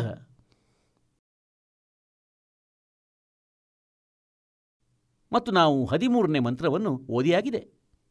ಸ್ವಾಮೀಜಿ ಇದರ ಅನುವಾದವನ್ನು ಇಲ್ಲಿ ಮಾಡಿದ್ದಾರೆ. ಅಂದರೆ ಇಲ್ಲಿ ಬರೆದುಬಿಟ್ರು, ಹೇ ಎಲ್ಲರ ಉಪಕಾರ ಮಾಡುವ ಮಿತ್ರ ತಾವು. ಆದರೆ ನಾವಿಲ್ಲಿ ಬರೆಯುವೆವು, ಹೇ ಎಲ್ಲರ ಉಪಕಾರ ಮಾಡುವ ಪರಮೇಶ್ವರ ತಾವು. ದಾನ ನೀಡುವವನ ಎನಸ್ಯ ಅಂದರೆ ಪಾಪವನ್ನು ವಿನಾಶ ಮಾಡುವವರು ಆಗಿದ್ದೀರಿ. ಸಾಮಾನ್ಯ ಮನುಷ್ಯ ಮಾಡಿದ ಅಪರಾಧವನ್ನು ವಿನಾಶ ಮಾಡುವವರಾಗಿದ್ದೀರಿ. ತಂದೆ ಮಾಡಿದ ಎನಸ್ಯ ಅಂದರೆ ಅಪರಾಧಗಳನ್ನು ನಾಶ ಮಾಡುವವರಾಗಿದ್ದೀರಿ. ನಾನು ಮಾಡಿದ ಪಾಪವನ್ನು ದೂರ ಮಾಡುವವರಾಗಿದ್ದೀರಿ, ನಾಶ ಮಾಡುವವರಾಗಿದ್ದೀರಿ. ಇಲ್ಲೀಗ ಒಂದಂತೂ ಈ ಮಹರ್ಷಿ ದಯಾನಂದನ ಈ ಥಿಯರಿ, ಈ ವಿಧಾನವನ್ನು ತಪ್ಪೆಂದು ಸಿದ್ಧಪಡಿಸಿತು ವೇದಗಳು. ಅಂದರೆ ಪರಮಾತ್ಮ ಪಾಪವನ್ನು ನಾಶ ಮಾಡಲಾರ ಎಂಬುದನ್ನು. ಇದಲ್ಲದೆ ವೇದಗಳು ಸ್ಪಷ್ಟಪಡಿಸುತ್ತಿವೆ, ಪರಮಾತ್ಮ ಘೋರ ಪಾಪಗಳನ್ನು ಕೂಡ ನಾಶ ಮಾಡಬಲ್ಲನೆಂದು. ಹಾಗಾಗಿ ಇದರಿಂದ ಸ್ಪಷ್ಟವಾಯಿತನೆಂದರೆ ಮಹರ್ಷಿ ದಯಾನಂದ ಸಂಪೂರ್ಣವಾಗಿ ವೇದಗಳಿಂದ ಅಪರಿಚಿತನಾಗಿದ್ದು ಅಜ್ಞಾನಿಯಾಗಿದ್ದ. ಈಗ ಪ್ರಸಂಗ ನಡೆಯುತ್ತಿದ್ದೇನೆಂದರೆ, ಪರಮಾತ್ಮ ಸಾಕಾರನೋ ಅಥವಾ ನಿರಾಕಾರನೋ? ಇವರು ಹೇಳ್ತಾರೆ ಪರಮಾತ್ಮ ನಿರಾಕಾರನಾಗಿದ್ದಾನೆಂದು, ಆದರೆ ವೇದಗಳು ಹೇಳುತ್ತಿವೆ ಪರಮಾತ್ಮ ಸಾಕಾರನಾಗಿದ್ದಾನೆಂದು. ಮತ್ತು ಮನುಷ್ಯ ಸದೃಶನು, ಸಶರೀರನು. ಈಗ ನೋಡಿರಂತೆ, ಋಗ್ವೇದ ಮಂಡಲ ಸಂಖ್ಯೆ 1 ಮಹರ್ಷಿ ದಯಾನಂದರ ಮೂಲಕ ಅನುವಾದಿಸಲ್ಪಟ್ಟಿದೆ. ಇದನ್ನು ನೋಡಿರಂತೆ, ಇದು ಪ್ರಥಮ ಮಂಡಲವಾಗಿದೆ. ಮಹರ್ಷಿ ದಯಾನಂದ ಸರಸ್ವತಿಯವರು ಅನುವಾದಿಸಿದ್ದು. ಪ್ರಕಾಶಕರಾಗಿದ್ದಾರೆ ಸಾರ್ವದೇಶಿಕ್ ಆರ್ಯ ಪ್ರತಿನಿಧಿ ಸಭಾ, 3/5 ಮಹರ್ಷಿ ದಯಾನಂದ ಭವನ, ರಾಮಲೀಲಾ ಮೈದಾನ, ನವದೆಹಲಿಯಿಂದ. ಮುದ್ರಕರು Prince Offset Printers, 1510 Pataudi house. ಈಗ ಇದರಲ್ಲಿ ಸ್ವತಃ ಸ್ವಾಮೀಜಿ ಸ್ಟಾರ್ಟ್ ಮಾಡಿದ್ದಾರೆ. ಅದು ಪ್ರಥಮ ಮಂತ್ರ, ಪ್ರಥಮ ಸೂಕ್ತಿ ಮತ್ತು ಇದರ ಪ್ರಥಮ ಮಂಡಲ, ಪ್ರಥಮ ಸೂಕ್ತಿ ಮತ್ತು ಪ್ರಥಮ ಮಂತ್ರ ಅಗ್ನಿ ಶಬ್ದದಿಂದ ಪ್ರಾರಂಭವಾಗುತ್ತದೆ. ಅಗ್ನಿ ಶಬ್ದದಿಂದ ಪ್ರಾರಂಭವಾಗುತ್ತದೆ ಮತ್ತು ಈ ಅಗ್ನಿ ಶಬ್ದವನ್ನು ಇವರು ಮುಂದಕ್ಕೆ ಸ್ಪಷ್ಟಪಡಿಸಿದ್ದಾರೇನೆಂದರೆ, ಇಲ್ಲಿ ಅಗ್ನಿ ಶಬ್ದದ 2 ಅರ್ಥ ಮಾಡುವುದರಿಂದ ಪ್ರಮಾಣ ಇದಾಗಿದೆ. ಏನೆಂದರೆ, ಈ ಋಗ್ವೇದದ ಮಂತ್ರದಿಂದ ಇದನ್ನು ತಿಳಿಯಲಾಗುತ್ತದೆ. ಅಂದರೆ ಒಂದು ಸದ್ಬ್ರಹ್ಮನ, ಇಂದ್ರ ಇತ್ಯಾದಿ ಅನೇಕ ನಾಮಗಳಾಗುತ್ತವೆ. ಇತ್ಯಾದಿ ಸತ್ಪಥ್ ಬ್ರಾಹ್ಮಣರ ಪ್ರಮಾಣದಿಂದ ಅಗ್ನಿ ಶಬ್ದ ಬ್ರಹ್ಮ್ ಮತ್ತು ಆತ್ಮ ಈ 2 ಅರ್ಥಗಳ ವಾಚ್ಯವಾಗಿದೆ. ನಾನು ಅಗ್ನಿ ಶಬ್ದ ಪ್ರಜಾ ಶಬ್ದದಿಂದ, ಭೌತಿಕ ಮತ್ತು ಪ್ರಜಾಪತಿ ಶಬ್ದದಿಂದ ಈಶ್ವರನ ಗ್ರಹಣವಾಗುತ್ತದೆ. ಈ ಪ್ರಮಾಣದಿಂದ ಸತ್ಯ ಆಚರಣೆ ನಿಯಮಗಳ ಯಥಾವತ್ತಾಗಿ ಪಾಲನೆ ಮಾಡಬೇಕಾಗಿದೆ. ಅದನ್ನೇ ವ್ರತ ಎನ್ನಲಾಗುತ್ತದೆ ಮತ್ತು ಈ ವ್ರತದ ಪತಿ ಪರಮೇಶ್ವರನಾಗಿದ್ದಾನೆ. ಈ ಋಗ್ವೇದದ ಪ್ರಮಾಣದಿಂದ ಜ್ಞಾನವುಳ್ಳವರು ಹಾಗೂ ಸರ್ವಜ್ಞ ಪ್ರಕಾಶ ಮಾಡುವ ವಿಶೇಷಣದಿಂದ ಅಗ್ನಿ ಶಬ್ದ ಮಾಡುವುದರಿಂದ ಈಶ್ವರನ ಗ್ರಹಣ ಆಗುತ್ತದೆ. ಅಗ್ನಿ ಅಂದರೆ ಈಶ್ವರನ ಗ್ರಹಣವಾಗುತ್ತದೆ. ಅಗ್ನಿ ಅಂದರೆ ಈಶ್ವರ. ಮತ್ತು ಇದೇ ಆಧಾರದಿಂದ ಸ್ವಾಮೀಜಿ ಋಗ್ವೇದ ಮಂಡಲ ಸಂಖ್ಯೆ 1, ಸೂಕ್ತಿ ಸಂಖ್ಯೆ 1ರ ಮಂತ್ರ ಸಂಖ್ಯೆ 2ರಲ್ಲಿ ಇದರಲ್ಲಿ ಅಗ್ನಿ ಶಬ್ದವಿದೆ. ಇದರ ಅರ್ಥವನ್ನು ಇವರು ಸ್ವತಃ ಹೇಳಿದ್ದಾರೆ. ಅಗ್ನಿ ಅಂದರೆ ಆ ಪರಮೇಶ್ವರ. ಮುಂದಕ್ಕೆ ನೋಡಿ, 2ನೇದರಲ್ಲಿ ಮುಂದೆ ನೋಡಿ. ಈಗ ಇದು 3ನೇ ಮಂತ್ರವಾಗಿದೆ. ಋಗ್ವೇದ ಮಂಡಲ 1, ಸೂಕ್ತಿ 1ರ ಮಂತ್ರ 3. ಈಗ ಇದರಲ್ಲಿ ಕೂಡ ಈಗ ಇಲ್ಲಿ ನೋಡಿ, ಅಗ್ನಿ ಅಂದರೆ ಈಶ್ವರ.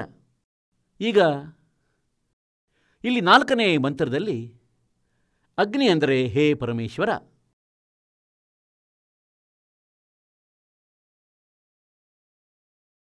ಮತ್ತು 5ರಲ್ಲಿ ಅಗ್ನೇ ಶಬ್ದ ಇಲ್ಲ. 6ರಲ್ಲಿ ನೋಡಿರಂತೆ 6ರಲ್ಲಿ ಅಗ್ನೇ ಅಂದರೆ ಹೇ ಪರಮೇಶ್ವರ.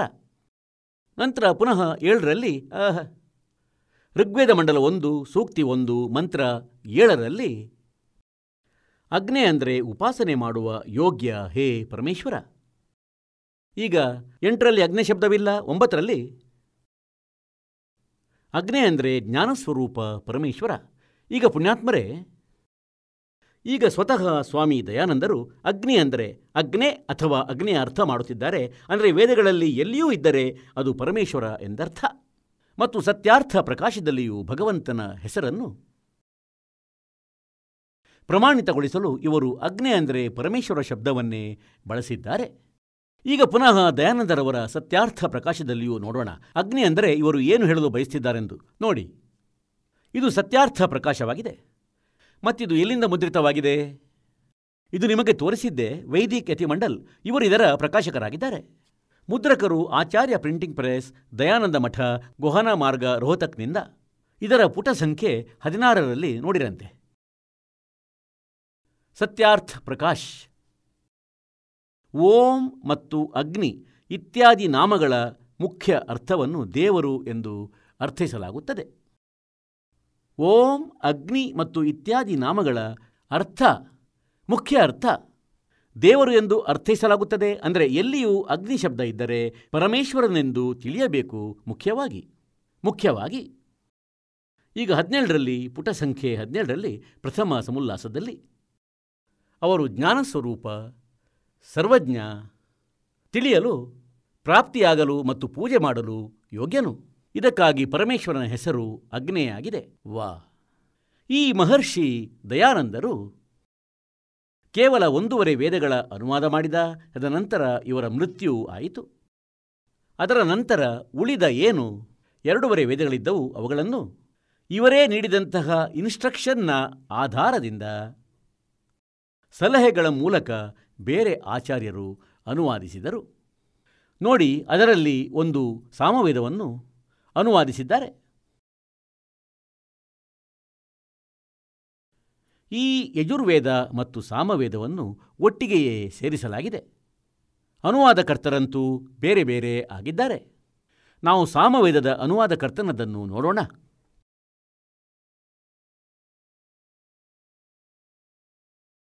ಇದು ಎಲ್ಲಿಂದ ಪ್ರಕಾಶಿತವಾಗಿದೆ? ಇಲ್ಲಿ ನೋಡಿ.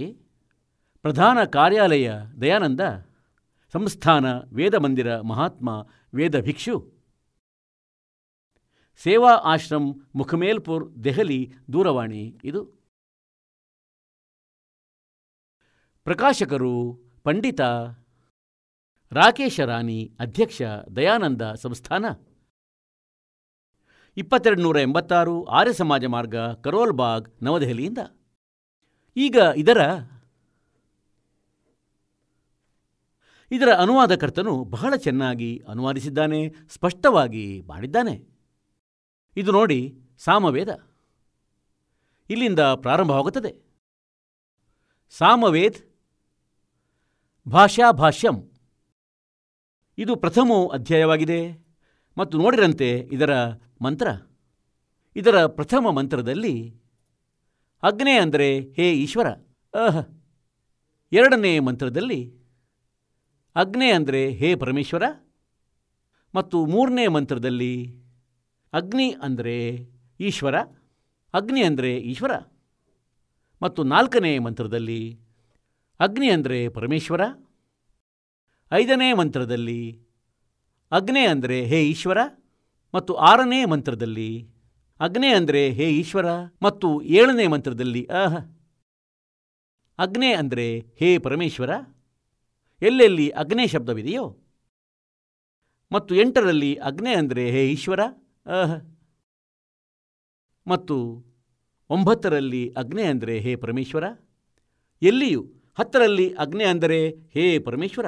ನೀವು ಎಲ್ಲಿ ನೋಡಿದ್ರೂ ಕೂಡ ಅಗ್ನೇ ಅಂದರೆ ಹೇ ಪರಮೇಶ್ವರ, ಅಗ್ನೇ ಅಂದರೆ ಹೇ ಪರಮೇಶ್ವರ. ಸರಿ, ಈಗ ನಾವು ನಮ್ಮ ಅಗತ್ಯವಾದ ವಿಷಯಕ್ಕೆ ಬರೋಣ. ಈಗ ಈ ಕಾನ್ಸೆಪ್ಟ್ ಅಂತೂ ಕ್ಲಿಯರ್ ಆಯಿತು. ಅಂದರೆ ವೇದದಲ್ಲಿ ಎಲ್ಲಿ ಅಗ್ನೇ ಶಬ್ದವಿದೆ ಅದು ಮುಖ್ಯವಾಗಿ ಪರಮೇಶ್ವರನೆಂದು ಅರ್ಥ ಕೊಡುತ್ತದೆ. ಈಗ ಮಹರ್ಷಿ ದಯಾನಂದರ ತನ್ನ ವಿಧಾನ, ತನ್ನ ಅನುಭವ, ತನ್ನ ವಿಚಾರ ಏನೆಲ್ಲ ಇತ್ತು ಅದು ಅಜ್ಞಾನದ ವಿಚಾರವಾಗಿತ್ತು. ಅಂದರೆ ಪರಮಾತ್ಮ ನಿರಾಕಾರನಾಗಿರುವನೆಂದು.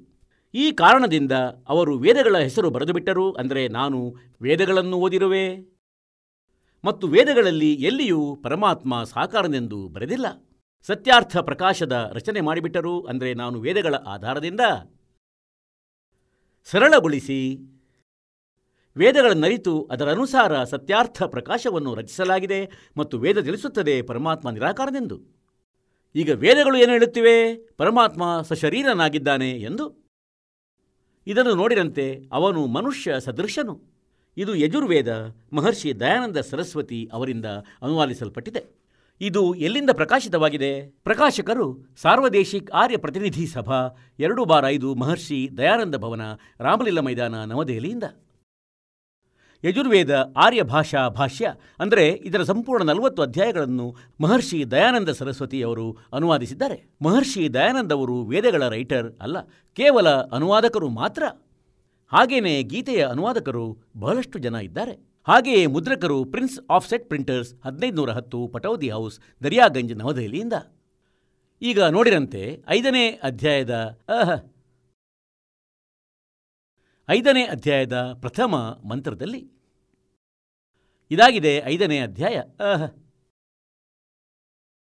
ಇಲ್ಲಿ ಪಂಚಮ್ ಅಧ್ಯಾಯ ಆರಂಭ.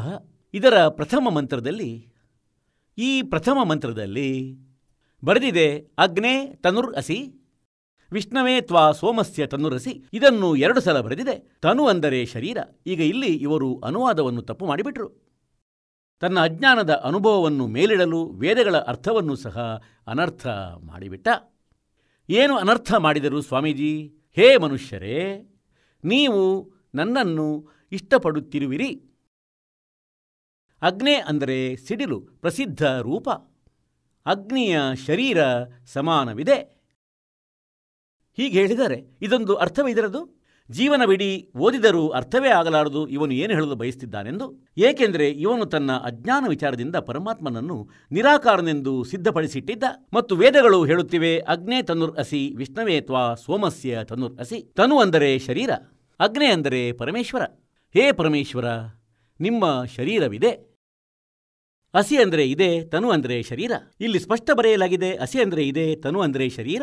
ಅಗ್ನೇ ಅಂದರೆ ನಾವಿಲ್ಲಿ ಬರೆಯುವೆವು ಪರಮೇಶ್ವರ ಅಂತ.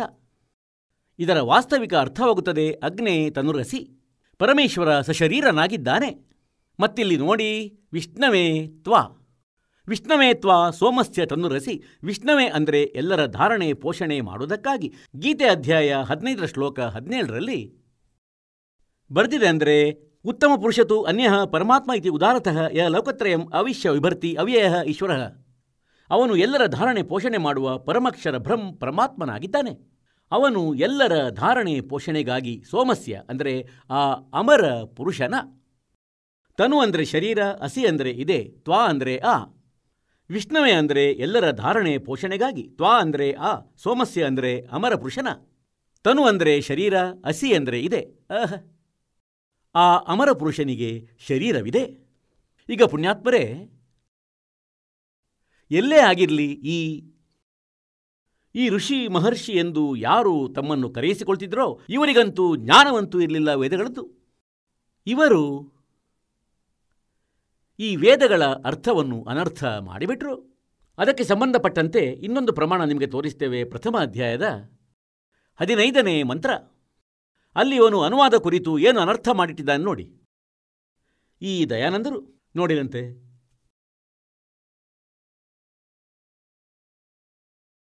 ಇದನ್ನು ನೋಡಿರಂತೆ. ನಿಮಗೆ ಇನ್ನಷ್ಟು ಹಲವು ಪ್ರಮಾಣವನ್ನು ನೀಡುವೆ ಅಂದರೆ ಪರಮಾತ್ಮ ಸಾಕಾರನಾಗಿರುವನು ಎಂಬುದಕ್ಕೆ. ಇದನ್ನು ನೋಡಿ, ಯಜುರ್ವೇದ ಭಾಷಾ ಭಾಷ್ಯೆ ಮತ್ತು ಇದು ಪ್ರಥಮ ಅಧ್ಯಾಯದ್ದು. ಇದು ಪ್ರಥಮೋಧ್ಯಾಯವಾಗಿದೆ ಮತ್ತು ಇದರ 15ನೇ ಮಂತ್ರವಾಗಿದೆ.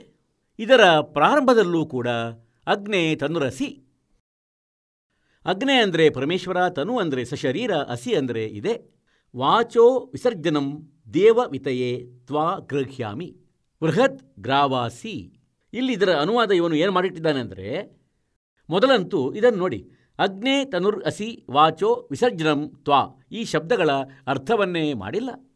ಇದರಲ್ಲಿ ಅಗ್ನೇ ತನುರ್ ಅಸಿ ಶಬ್ದದ ಅನುವಾದ ಎಲ್ಲಿಯೂ ಇಲ್ಲ. ಇದರಲ್ಲಿ ಹೈಲೈಟ್ ಮಾಡಿರುವುದೆಲ್ಲವೂ ಸಂಸ್ಕೃತವಾಗಿವೆ. ಇದರಲ್ಲಿ ಅಗ್ನೇ ಶಬ್ದ ಎಲ್ಲಿಯೂ ಇಲ್ಲ ಮತ್ತು ತನುರಸಿ ಇಲ್ಲ. ಇದರಲ್ಲಿ ಅಗ್ನೇ ಶಬ್ದ ಇಲ್ಲ, ಅಗ್ನೇ ತನುರಸಿ ಎಲ್ಲಿಯೂ ಇಲ್ಲ. ಅರ್ಥವನ್ನೇ ಮಾಡಲಿಲ್ಲ. ಏಕೆಂದರೆ ನಿಜಾಂಶ ಗೊತ್ತಾಗಿಬಿಡ್ತಿತ್ತು ಮತ್ತು ಮುಂದೆ 2 ಸಲ ಬಂದಿದ್ದಕ್ಕೆ ಮಾಡಲೇಬೇಕಾಯಿತು ಯದ್ವಾ ತದ್ವಾ. ಈಗ ಇಲ್ಲಿ ಏನು ಅನುವಾದಿಸಿದ್ದಾನೆ ಅಂದರೆ ಪ್ರಥಮ ಅಧ್ಯಾಯದ 15ನೇ ಮಂತ್ರದಲ್ಲಿ, ನಾನು ಎಲ್ಲ ಸಜ್ಜನರ ಹಿತಕ್ಕೆ ಯಾವ ಹವಿ ಅಂದರೆ ಪದಾರ್ಥದ ಸಂಸ್ಕಾರಗಳಿಗಾಗಿ ದೊಡ್ಡ ದೊಡ್ಡ ಕಲ್ಲುಗಳು ಇವೆ ಮತ್ತು ಕಟ್ಟಿಗೆಯ ಒನಕೆ ಇತ್ಯಾದಿ ಪದಾರ್ಥಗಳು ವಿದ್ವಾನ ಹಾಗೂ ದಿವ್ಯ ಗಣಗಳಿಗಾಗಿ ಆ ಯಜ್ಞಕ್ಕೆ ಶ್ರೇಷ್ಠ ಗುಣಗಳ ಪ್ರಕಾಶ ಮತ್ತು ಶ್ರೇಷ್ಠ ವಿದ್ವಾನರು ಹಾಗೂ ವಿವಿಧ ಭೋಗಗಳ ಪ್ರಾಪ್ತಿಗಾಗಿ ಗ್ರಹಿಸುತ್ತೇನೆ. ಇದರದ್ದೇನಾದರೂ ಅರ್ಥವಿದೆಯೇ? ದೊಡ್ಡ ದೊಡ್ಡ ಕಲ್ಲು ಮತ್ತು ಕಟ್ಟಿಗೆಯ ಒನಕೆ ಗ್ರಹಿಸುತ್ತೇನೆ. ಭಗವಂತನೇನು ತಲೆ ಮೇಲೆ ಹೊಡೆದುಕೊಳ್ಳುವನೇ ಕಲ್ಲು ಮತ್ತು ಒನಕೆಯನ್ನು ಗ್ರಹಿಸಿ? ಇದರ ಅರ್ಥ ಬೇರೆಯಾಗುತ್ತದೆ. ಇದನ್ನು ಮಹರ್ಷಿ ದಯಾನಂದನು ಅರಿಯಲು ಸಾಧ್ಯವಾಗಲಿಲ್ಲ. ಇದನ್ನು ದಾಸನು ಅರಿತಿದ್ದಾನೆ. ಬೇಕಾದರೆ ಮತ್ತೊಮ್ಮೆ ಓದಿ ಇದನ್ನು. ಇದೊಂದು ಅನುವಾದವೇ. ದೊಡ್ಡ ದೊಡ್ಡ ಕಲ್ಲು ಮತ್ತು ಕಟ್ಟಿಗೆಯ ಒನಕೆ ನಾನು ಗ್ರಹಿಸುತ್ತೇನೆ, ಭಗವಂತ ಹೇಳ್ತಾನಂತೆ. ಈಗ ನಾವು ಪುನಃ ಬರುತ್ತೇವೆ ಅಧ್ಯಾಯ 5 ಶ್ಲೋಕ 1ರಲ್ಲಿ. ಈಗ ನೋಡಿರಂತೆ ಯಜುರ್ವೇದವನ್ನು. ಇದು 5ನೇ ಅಧ್ಯಾಯದ ಪ್ರಥಮ ಮಂತ್ರದಲ್ಲಿ ನೋಡಿದೆವು. ಅಗ್ನೇ ತನುರ್ ಅಸಿ ವಿಷ್ಣವೇ ತ್ವಾ ಸೋಮಸ್ಯ ತನುರಸಿ. ನಾವು ಕೂಡ ಇದರ ಅನುವಾದವನ್ನು ಸುಲಭವಾಗಿ ಮಾಡಬಹುದು. ಅಂದರೆ ಪರಮಾತ್ಮ ತಮ್ಮದು ಶರೀರವಿದೆ ಮತ್ತು ಎಲ್ಲರ ಪಾಲನೆ ಪೋಷಣೆ ಮಾಡಲು ಕೂಡ ತಮ್ಮದು ಅನ್ಯ ಶರೀರವಿದೆ. ಏಕೆಂದರೆ ಅವರು ಅತಿಥಿ ರೂಪದಲ್ಲಿ ಅತಿಥ್ಯಂ ಅಸಿ ಅಂದರೆ ಅವರು ಅತಿಥಿ ರೂಪದಲ್ಲಿ ಬರುತ್ತಾರೆ ಸ್ವಲ್ಪ ಸಮಯಕ್ಕಾಗಿ. ಅದಕ್ಕಾಗಿ ಅವರದು ಅನ್ಯ ಶರೀರವಿದೆ. ಮುಂದಕ್ಕೆ ನೋಡ್ರಂತೆ ಈ 5ನೇ ಅಧ್ಯಾಯದ 6ನೇ ಮಂತ್ರವನ್ನು ತಮಗೆ ತೋರಿಸ್ತೇವೆ. ಇವರದೇ ಶಬ್ದಗಳಲ್ಲಿ ಆಯ್ ಹಾಯ್. कहते हैं चोर चुरावे तुम बड़ी वो गड्ढे पानी में वो गड्ढे व ऊपर न सच्चाई छनीना. ಇಲ್ಲಿ ನೋಡಿರಂತೆ ಪಂಚಮೋಧ್ಯಾಯ ಯಜುರ್ವೇದ. ಮಹರ್ಷಿ ದಯಾನಂದರ ಅನುವಾದವನ್ನು ನೋಡಿ ಇಲ್ಲಿ 6ರಲ್ಲಿ 5ನೇ ಅಧ್ಯಾಯದ 6ನೇ ಮಂತ್ರ. ಯಾವುದಕ್ಕಾಗಿ ಅಗ್ನೆ ಸ್ವತಃ ಬರೆಯುತ್ತಿದ್ದಾನೆ. ಅಗ್ನೆ ವೃತಪತೆ ಜಗದೀಶ್ವರ ತಾವು. ಆ ಮಿಂಚು, ಇದಕ್ಕೆ ಮಿಂಚು ಬೇರೆ ಸೇರಿಸಿಬಿಟ್ರು. ತಾವು, ತಮ್ಮದು, ಮಿಂಚು, ಪರಮೇಶ್ವರ ಅಥವಾ ಮಿಂಚು, ಇಲ್ಲಿ ಎರಡನ್ನು ಕೂಡ ಹೇಳ್ತಿದ್ದಾರೆ. ಸತ್ಯ, ಧರ್ಮ ಮುಂತಾದ ನಿಯಮಗಳನ್ನು ಪಾಲಿಸುವವರು ಆಗಿದ್ದೀರಿ. ಇದಕ್ಕಾಗಿ ಆ ಮಿಂಚಿನಲ್ಲಿ ನಾನು ಪೂರ್ವಕ್ತ ವೃತಗಳನ್ನು ಪಾಲಿಸಲು ಕ್ರಿಯೆಯುಳ್ಳವನಾಗುತ್ತೇನೆ. ಯಾರು ಈ ತ್ವ ಅಂದರೆ ತಮ್ಮ, ತಮ್ಮ ಮತ್ತು ಅವನ, ಅವನ ಅಲ್ಲ ತಮ್ಮ, ತ್ವ ಅಂದರೆ ತಮ್ಮದು, ತನು ಅಂದರೆ ಶರೀರವಿದೆ. ಇವನಲ್ಲಿ ತಪ್ಪು ಬರೆದಿದ್ದಾನೆ, ವಿಸ್ತೃತ ವ್ಯಾಪ್ತಿಯಾಗಿದೆ ಎಂದು. ತಾವು ಅಂದರೆ ತ್ವ, ತಮ್ಮದು, ಇದು ತಮ್ಮ ಅಂದರೆ ಶರೀರವಿದೆ. ಅವನು ನನ್ನಲ್ಲಿ, ಇದು ಈ ನನ್ನ ಶರೀರವಿದೆ. ಭಗವಂತನದು ಶರೀರವಿದೆ ಮತ್ತು ನನ್ನಲ್ಲಿ ನನ್ನ ಶರೀರವಿದೆ. ತಾವು ಅಥವಾ ಅವನಲ್ಲಿ ಆ ಬ್ರಹ್ಮಚರ್ಯದ ವ್ರತ. ಈಗ ಸ್ಪಷ್ಟವಾಯಿತು ಏನಂದರೆ ಭಗವಂತನದು ಶರೀರವಿದೆ. ಮತ್ತೀಗ ಯಾರು ಹೇಳ್ತಿರೋದು ಅವನದು ಶರೀರವಿದೆ ಅಂತ? ಮುಂದಕ್ಕೆ ನೋಡಿ.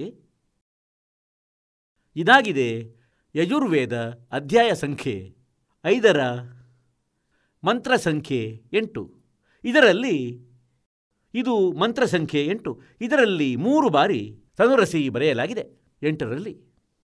ಹೇ ಮನುಷ್ಯ ಜನರೇ, ನಿಮಗೇನು ಈ ಅಗ್ನೆ, ಇದನ್ನು ಮಿಂಚಿನ ರೂಪ ಬರೆದು ಬಿಟ್ರು. ಅಗ್ನೆ ಅಂದರೆ ಪರಮೇಶ್ವರ ಎಂದು ಬರೆಯಬೇಕು. ಇಲ್ಲಿ ಪರಮೇಶ್ವರನ ಅಗ್ನಿ ಅಲ್ಲ, ಪರಮೇಶ್ವರನ ಸುವರ್ಣ ಇತ್ಯಾದಿಗಳಲ್ಲಿ ಅಂದರೆ ಚಿನ್ನದಂತೆ ಬಹಳವಾಗಿ ಹೊಳೆಯುವಂತಹ ತನು ಅಂದರೆ ಶರೀರವಿದೆ. ನೀವು ಮನುಷ್ಯ ಜನರೇ, ನಿಮಗೆ ಏನು ಈ ಪರಮೇಶ್ವರನ, ಅಗ್ನೇಯ ಅಲ್ಲ ಪರಮೇಶ್ವರನ ಬಹಳ ಹೊಳೆಯುವ ಶರೀರವೇನಿದೆ, ಶರೀರವಿದೆ ಎಂದು ಬರೆಯಬೇಕು ಇಲ್ಲಿ. ಮತ್ತು ಭಯಂಕರ ವಚನಗಳನ್ನು ನಷ್ಟಗೊಳಿಸುತ್ತಾನೆ. ಉತ್ತಮವಾಗಿ ಸೇವಿಸಿದ ಅನ್ನ, ಇಲ್ಲಿ ಅವನು ತಲೆರಟೆ ಮಾಡಿಬಿಟ್ಟಿದ್ದಾನೆ. ಈ ಅಗ್ನೆ ಅಂದರೆ ಪರಮೇಶ್ವರನ ಮತ್ತು ಅತ್ಯಂತ ವಿಸ್ತೀರ್ಣ ಸ್ಥಾನದಲ್ಲಿ ಸ್ಥಿತ ಮತ್ತು ಲೋಕಗಳಲ್ಲಿ ಇರುವವನು. ಅಂದರೆ ಅನ್ಯ ಲೋಕಗಳಲ್ಲಿ ಅವನು ಹೋದಾಗ ಅವನದು ಶರೀರ ಇರುತ್ತದೆ. ಮತ್ತು 3ನೇ ಬಾರಿ ಏನು ಬರೆದಿದೆ ಅದರ ಅನುವಾದವನ್ನು ಇವನು ಮಾಡಲಿಲ್ಲ, ನಾಚಿಕೆ ಪಟ್ಟ ಇವನು.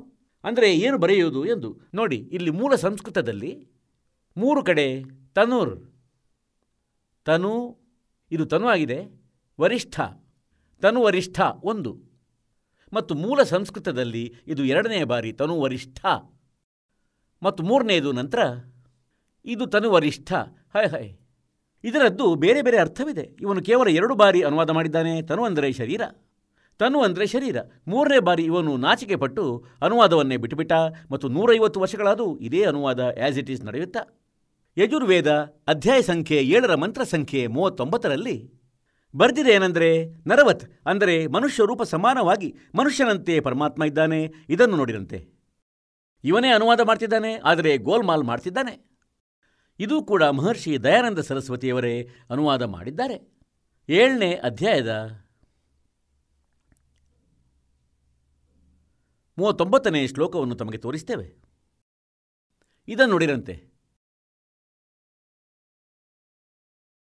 ಇದಾಗಿದೆ ಸಪ್ತಮೋಧ್ಯಾಯ ಅಂದರೆ 7ನೇ ಅಧ್ಯಾಯ ಮತ್ತು ಯಜುರ್ವೇದ ಮತ್ತು ಇದರ 39ನೇ ಮಂತ್ರ 39. ಇದರಲ್ಲಿ ಬರೆದಿದ್ದೇನೆಂದರೆ, ಮಹಾನ್ ಇಂದ್ರ ನರ್ವತ್ ಆ. ಈ ದ ಅಕ್ಷರ ತ ಆಗುವುದು ಸಂಧಿ ಬಿಡಿಸಿದಾಗ. ಇವನು ಕೂಡ ಹಾಗೆ ಮಾಡಿದ್ದಾನೆ. ನರವತ್, ಮಹಾನ್ ಅಂದರೆ ಸರ್ವೋತ್ತಮ, ಅತ್ಯಂತ ಪೂಜ್ಯ. ನರವತ್ ಅಂದರೆ ಮನುಷ್ಯನ ಸಮಾನ. ಮನುಷ್ಯ ರೂಪಕ್ಕೆ ಸಮಾನನಾಗಿ ಪರಮಾತ್ಮನಿದ್ದಾನೆ. ಓಯ್ ಹೊಯ್, ಹೇ ಭಗವಂತ ಜಗದೀಶ್ವರ, ಈ ಕಾರಣದಿಂದ ತಾವು ಯೋಗಾಭ್ಯಾಸವನ್ನು ಗ್ರಹಣ ಮಾಡಲು ಯೋಗ್ಯರು. ಹೀಗೆ ಈಗ ಇಲ್ಲಿ ಬರೆಯಬೇಕಿತ್ತು, ಹೇ ಮಹಾನ್ ಇಂದ್ರ, ಹೇ ಮಹಾನ್ ಇಂದ್ರ ನರವತ್. ಹೇ ಮಹಾನ್ ಅಂದರೆ ದೊಡ್ಡ, ಇಂದ್ರ ಅಂದರೆ ಪರಮೇಶ್ವರ, ನರವತ್ ಮನುಷ್ಯನ ಹಾಗೆ, ಮನುಷ್ಯನಂತೆ ಮನುಷ್ಯನಿಗೆ ತುಲ್ಯರಾಗಿ ತಾವು ಇದ್ದೀರಿ ಮತ್ತು ತಮ್ಮ ಎಲ್ಲ ಕಾರ್ಯಗಳನ್ನು ಮಾಡುತ್ತೀರಿ. ಎಲ್ಲ ರೀತಿಯಲ್ಲಿ ಮನುಷ್ಯರ ಸುಖಗಳನ್ನು ಪರಿಪೂರ್ಣಗೊಳಿಸುವುದಕ್ಕೆ ವ್ಯವಹಾರ ಮತ್ತು ಪರಮಾರ್ಥದ ಜ್ಞಾನವನ್ನು ಹೆಚ್ಚಿಸಲು 2 ಪ್ರಕಾರದ ಜ್ಞಾನದಿಂದ ಸಂಯುಕ್ತ ಇವನಂತೂ ಏನೇನೋ ಬರೆದಿದ್ದಾನಿಲ್ಲಿ. ನಾವು ನೋಡಬೇಕಾಗಿರುವುದು ಏನೆಂದರೆ, ಆ ಪರಮಾತ್ಮ ಏನಿದ್ದಾನೆ, ಆ ಪರಮೇಶ್ವರ. ಹೇ ಜಗದೀಶ್ವರ, ಈ ಕಾರಣದಿಂದ ತಾವು ಯೋಗಾಭ್ಯಾಸದಿಂದ ಗ್ರಹಿಸುವ ಯೋಗ್ಯರಾಗಿರುವಿರಿ. ಇದಕ್ಕಾಗಿ ಅತ್ಯಂತ ಉತ್ತಮ ಐಶ್ವರ್ಯಕ್ಕಾಗಿ ನಾವು ನಿಮ್ಮ ಉಪಾಸನೆಯನ್ನು ಮಾಡುತ್ತೇವೆ. ಈ ಉಪಾಸನೆ ನಮಗಾಗಿ ಕಲ್ಯಾಣಕ್ಕೆ ಕಾರಣವಾಗಿದೆ.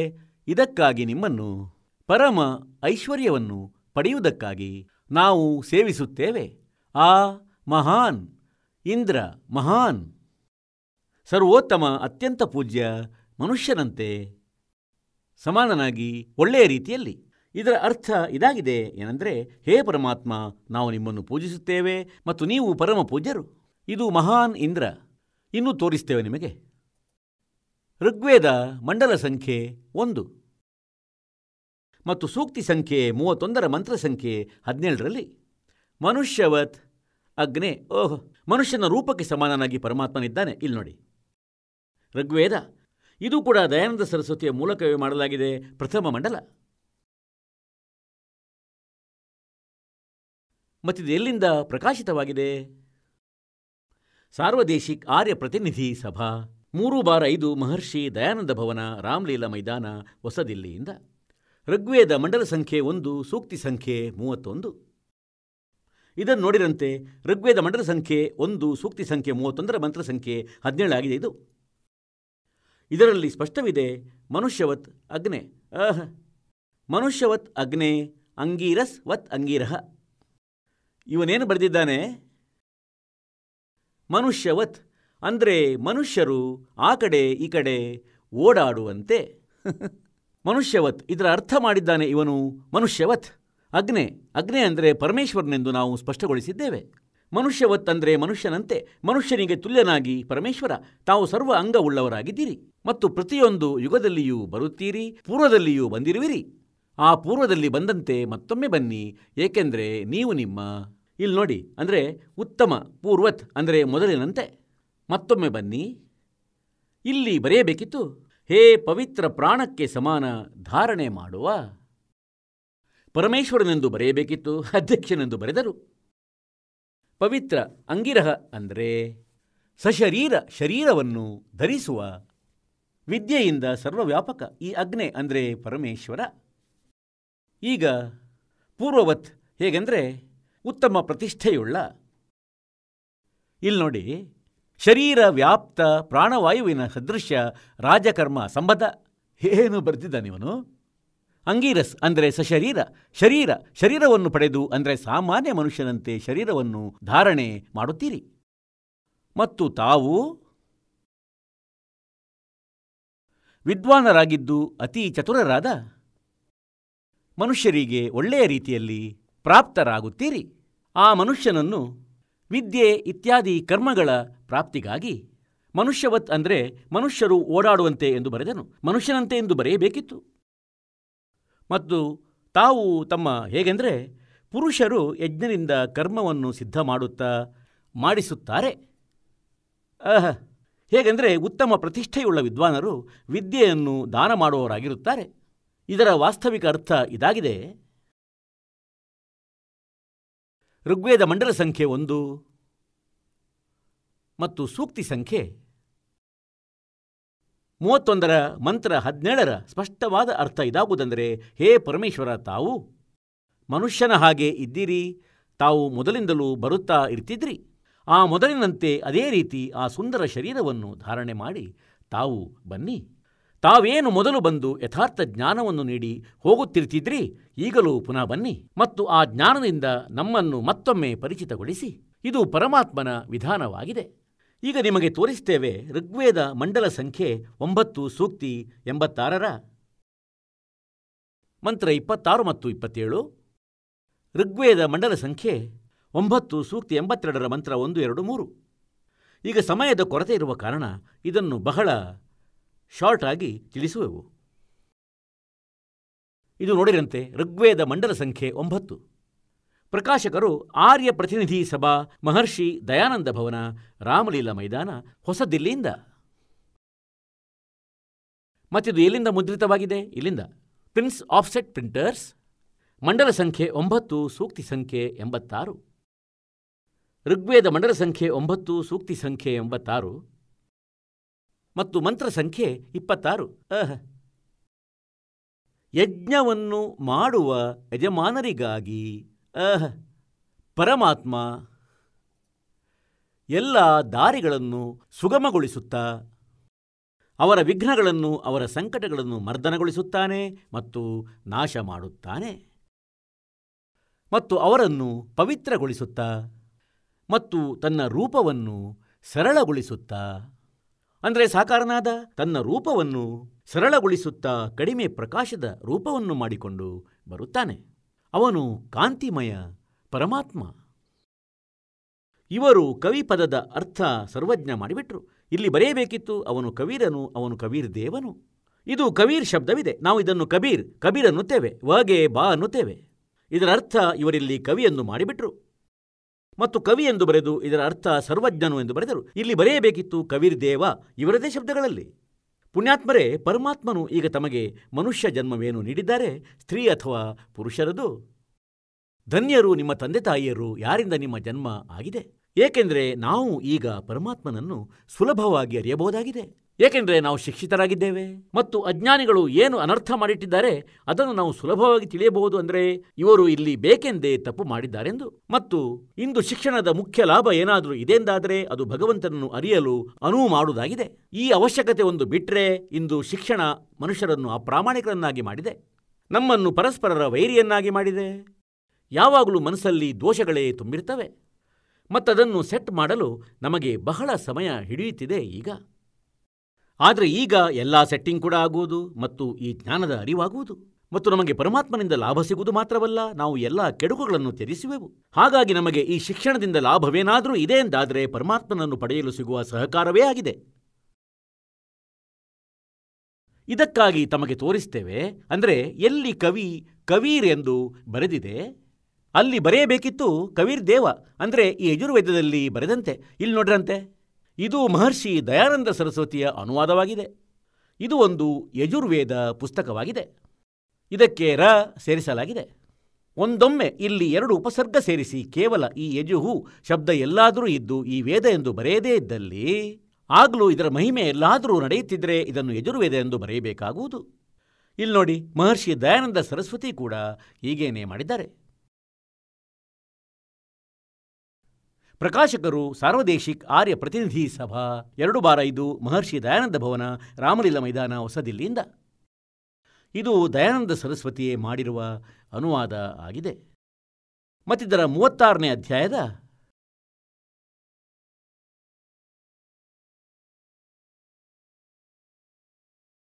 ಇದನ್ನು ನೋಡಿ.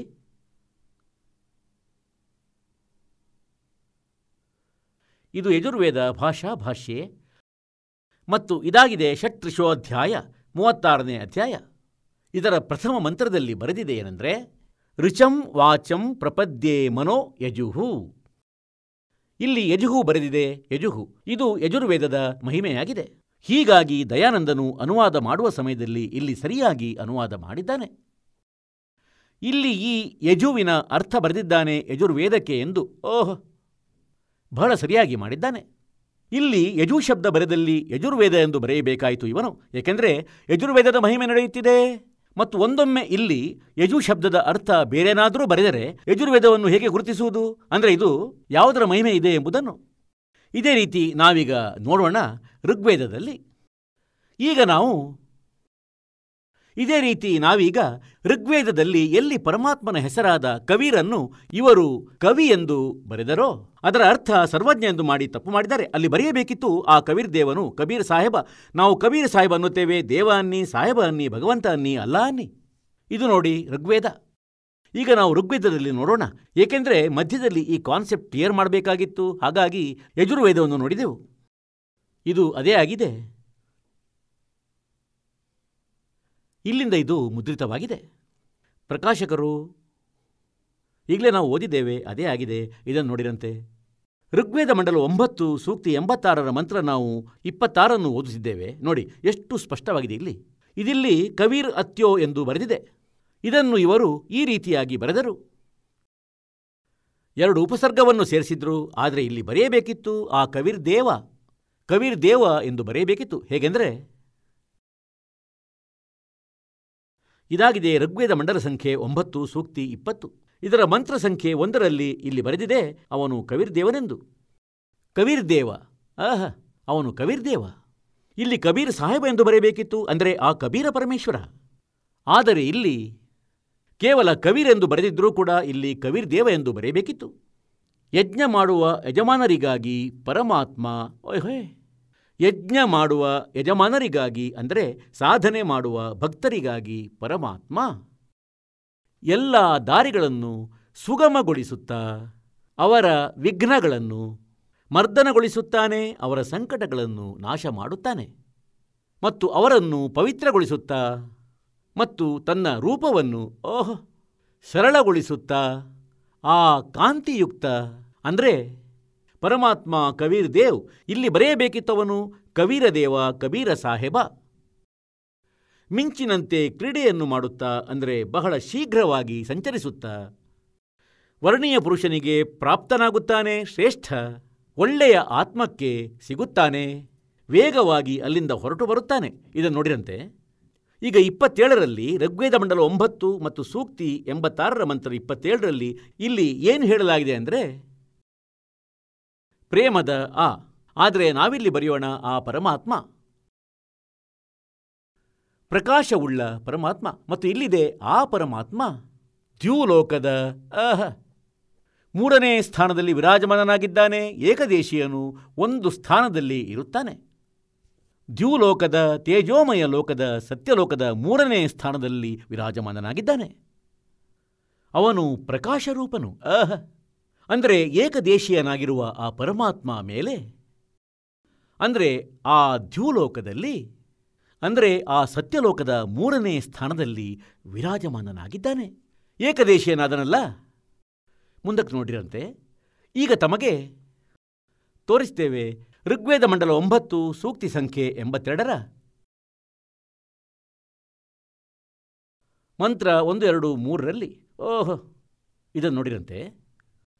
ಋಗ್ವೇದ ಮಂಡಲ 9 ಸೂಕ್ತಿ 82 ಮತ್ತು ಇಲ್ಲಿ ಬರೋಣ ನಾವು ಮಂತ್ರ ಸಂಖ್ಯೆ 1.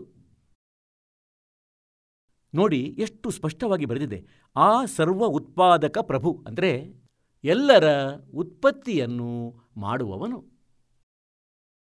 ಪ್ರಕಾಶ ರೂಪ ಅರುಷಃ ಅಂದರೆ ಆ ಸಾಕಾರ ಪರಮಾತ್ಮ ಸದ್ಗುಣಗಳ ವೃಷ್ಟಿಯನ್ನು ಮಾಡುವವನು. ಹರಿಹಿ ಅಂದರೆ ಪಾಪಗಳ ಹರಣ ಮಾಡುವವನು. ಮತ್ತು ಈ ದಯಾನಂದ ಹೇಳ್ತಾನೆ ಪಾಪ ನಾಶ ಮಾಡುವುದಿಲ್ಲ ಎಂದು. ಮತ್ತು ಇಲ್ಲಿ ಸ್ವತಃ ಬರೆಯುತ್ತಿದ್ದಾನೆ ಪಾಪಗಳ ಹರಣ ಮಾಡುವವನು, ಪಾಪಗಳ ನಾಶ ಮಾಡುವವನೆಂದು. ಅವನು ರಾಜೇವ್, ರಾಜನ ಸಮಾನನಂತೆ. ಇಲ್ಲಿ ನೋಡಿ, ಈಗ ನಾವಿದ್ದೇವೆ 269ರಲ್ಲಿ ಅಂದರೆ 269ನಲ್ಲಿ. ಮತ್ತಿಲ್ಲಿ ಬರೆದಿದೆ ಅವನು ರಾಜೇವ್, ರಾಜನಿಗೆ ಸಮಾನನಾಗಿ. ಇದರ ಮುಂದಿನ ವಿಷಯ ಇಲ್ಲಿದೆ 270ರಲ್ಲಿ. ಇದಾಗಿದೆ ಉಳಿದ ಭಾಗ 270ರಲ್ಲಿ. ಋಗ್ವೇದ ಮಂಡಲ 9 ಸೂಕ್ತಿ 82ರ ಮಂತ್ರ 1 ನಾವು ಓದುತ್ತಿದ್ದೇವೆ. ಇದು 270. ರಾಜನ ರೀತಿಯಂತೆ ದರ್ಶನೀಯನು ಅಂದರೆ ನೋಡಲು ಯೋಗ್ಯನು. ರಾಜನ ಹಾಗೆ ಸಾಕಾರನು, ಮನುಷ್ಯ ಸದೃಶನು. ಅವನು ಪೃಥ್ವಿ ಇತ್ಯಾದಿ ಲೋಕಲೋಕಾಂತರದ 4 ಕಡೆಗಳಲ್ಲೂ ಶಬ್ದಾಯಮಾನನಾಗುವವನು. ಅವನು ವರ್ಣೀಯ ಪುರುಷನಿಗೆ ಶ್ರೇಷ್ಠ. ವರ್ಣೀಯ ಅಂದರೆ ಶ್ರೇಷ್ಠ ಭಕ್ತನಿಗೆ, ವ್ಯಕ್ತಿಗೆ. ಯಾರು ದೃಢ ಭಕ್ತನಾಗಿದ್ದಾನೆಯೋ ಅವನನ್ನು ಪವಿತ್ರಗೊಳಿಸುತ್ತಾ ಪ್ರಾಪ್ತನಾಗುತ್ತಾನೆ. ಯಾವ ರೀತಿ ಮಿಂಚು ಸ್ನೇಹವುಳ್ಳ ಸ್ಥಾನಕ್ಕೆ ಆಧಾರ ಮಾಡಿಕೊಂಡು ಪ್ರಾಪ್ತನಾಗುತ್ತಾನೆ. ಮತ್ತವನ ಉದ್ದೇಶ ಏನಾಗಿರ್ತದೆ? ಇಲ್ಲಿ ನೋಡಿರಂತೆ 2ನೇ ಮಂತ್ರದಲ್ಲಿ ಅವನು ಯಾವ ಉದ್ದೇಶದಿಂದ ಬರ್ತಾನೆ ಆ ಪರಮಾತ್ಮ? ಇದು ಕಬೀರ್ ಶಬ್ದ ಇದೆ ಇಲ್ಲಿ, ಕಬೀರ್. ಈಗ ಇಲ್ಲಿ ಮೂಲ ಪಾಠದಲ್ಲಿ ಕಬೀರ್ ವೇದಸ್ಯ, ಹೇ ಪರಮಾತ್ಮ, ಉಪದೇಶವನ್ನು ನೀಡುವ ಇಚ್ಛೆಯಿಂದ ತಾವು ಮಹಾಪುರುಷರಿಗೆ ಪ್ರಾಪ್ತರಾಗುತ್ತೀರಿ, ಸತ್ಯ ಜ್ಞಾನವನ್ನು ನೀಡಲು ಬರುತ್ತೀರಿ ಮತ್ತು ತಾವು ಅತ್ಯಂತ ಗತಿಶೀಲ ಪದಾರ್ಥಕ್ಕೆ ಸಮಾನವಾಗಿ ಬಂದು ನಮ್ಮ ಆಧ್ಯಾತ್ಮಿಕ ಯಜ್ಞಕ್ಕೆ ಪ್ರಾಪ್ತರಾಗುತ್ತೀರಿ. ಅತ್ಯಂತ ಗತಿಶೀಲ ಪದಾರ್ಥಕ್ಕೆ ಸಮಾನವಾಗಿ ಅಂದರೆ ಮಿಂಚಿನಂತೆ ವೇಗವಾಗಿ ತಾವು ಬರುತ್ತೀರಿ. ತಾವು ಪುನಃ ಇವರು ಸರ್ವಜ್ಞ ಎಂದು ಬರೆದರು, ತಾವು ಕಬೀರ್ದೇವ ಆಗಿದ್ದೀರಿ. ತಾವು ಕಬೀರ ಸಾಹೇಬರು, ಶುದ್ಧ ಸ್ವರೂಪರು. ಮುಂದಕ್ಕೆ ನೋಡಿ, ತಾವು ಪಾಪಗಳನ್ನು ದೂರ ಮಾಡಿ ಹೇ ಸೋಮ, ಹೇ ಅಮರ ಪರಮಾತ್ಮ, ತಾವು ನಮಗೆ ಸುಖವನ್ನು ನೀಡಿ. ಈಗ ಪುಣ್ಯಾತ್ಮರೇ, ಇದರಲ್ಲಿ ಸ್ಪಷ್ಟಗೊಳಿಸಲಾಗಿದೆ ಏನೆಂದರೆ, ಪರಮಾತ್ಮ ರಾಜನ ಹಾಗೆ ನೋಡಲು ಯೋಗ್ಯನಾಗಿದ್ದಾನೆ ಮತ್ತು ರಾಜನು ಮನುಷ್ಯನಂತೆಯೇ ಇರುತ್ತಾನೆ, ಇನ್ನೇನು ಕಲ್ಲಿರಂತೆ ಇರುತ್ತಾನೆಯೇ? ಮತ್ತು ಇದನ್ನು ಸ್ಪಷ್ಟ ಮಾಡಲಾಗಿದೆ ಅಂದರೆ ಆ ಪರಮಾತ್ಮ 3ನೇ ಧಾಮದಲ್ಲಿರುತ್ತಾನೆ. ಅಲ್ಲಿಂದ ವೇಗವಾಗಿ ಬರುತ್ತಾನೆ ಮತ್ತು ಒಳ್ಳೆಯ ಶ್ರೇಷ್ಠ ಆತ್ಮಗಳಿಗೆ ಸಿಗುತ್ತಾನೆ ಮತ್ತು ಅವರನ್ನು ತತ್ವಜ್ಞಾನದಿಂದ ಪರಿಚಿತಗೊಳಿಸುತ್ತಾನೆ. ಮತ್ತವನು ಯಾರ್ಯಾರಿಗೆ ಸಿಕ್ಕಿರುವ? हम सुल्तानी नानक तारे दादू को उपदेश दिया, जात जुलाहा भेद न पाया, काशी माहे कबीर हुआ. ಆ ಪರಮಾತ್ಮ ಯಾವ್ಯಾವ ಒಳ್ಳೆಯ ಆತ್ಮಗಳಿಗೆ ಸಿಕ್ಕಿದ್ದರು? ಆದರಣೀಯ ಧರ್ಮದಾಸ ಸಾಹೇಬರಿಗೆ ಸಿಕ್ಕಿದ್ರು, ಆದರಣೀಯ ಮಲುಕ್ದಾಸ ಸಾಹೇಬರಿಗೆ ಸಿಕ್ಕಿದ್ರು, ಆದರಣೀಯ ನಾನಕ ಸಾಹೇಬರಿಗೆ ಸಿಕ್ಕಿದ್ರು.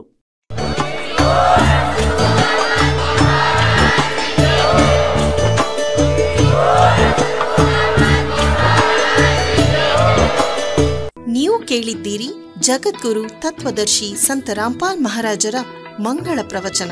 ಹೆಚ್ಚಿನ ಮಾಹಿತಿಗಾಗಿ ವಿಸಿಟ್ ಮಾಡಿ ನಮ್ಮ ವೆಬ್ಸೈಟ್ www.jagadguru-rampalji.org. ಸಂತ ರಾಮ್ಪಾಲ್ ಮಹಾರಾಜರ ಶುಭ ಆಶೀರ್ವಾದದಿಂದ ಇಡೀ ವಿಶ್ವದಲ್ಲಿ 500ಕ್ಕೂ ಹೆಚ್ಚು ನಾಮದೀಕ್ಷಾ ಕೇಂದ್ರಗಳಿವೆ. ಇದರಲ್ಲಿ ಸಂತ ರಾಮ್ಪಾಲ್ ಮಹಾರಾಜರಿಂದ ನಿಶುಲ್ಕವಾಗಿ ಆನ್ಲೈನ್ ನಾಮದೀಕ್ಷೆ ಕೊಡಲಾಗುತ್ತಿದೆ. ತಮ್ಮ ಹತ್ತಿರದ ನಾಮದೀಕ್ಷಾ ಕೇಂದ್ರದ ಮಾಹಿತಿಗಾಗಿ ಸಂಪರ್ಕಿಸಿ 888 444 7302.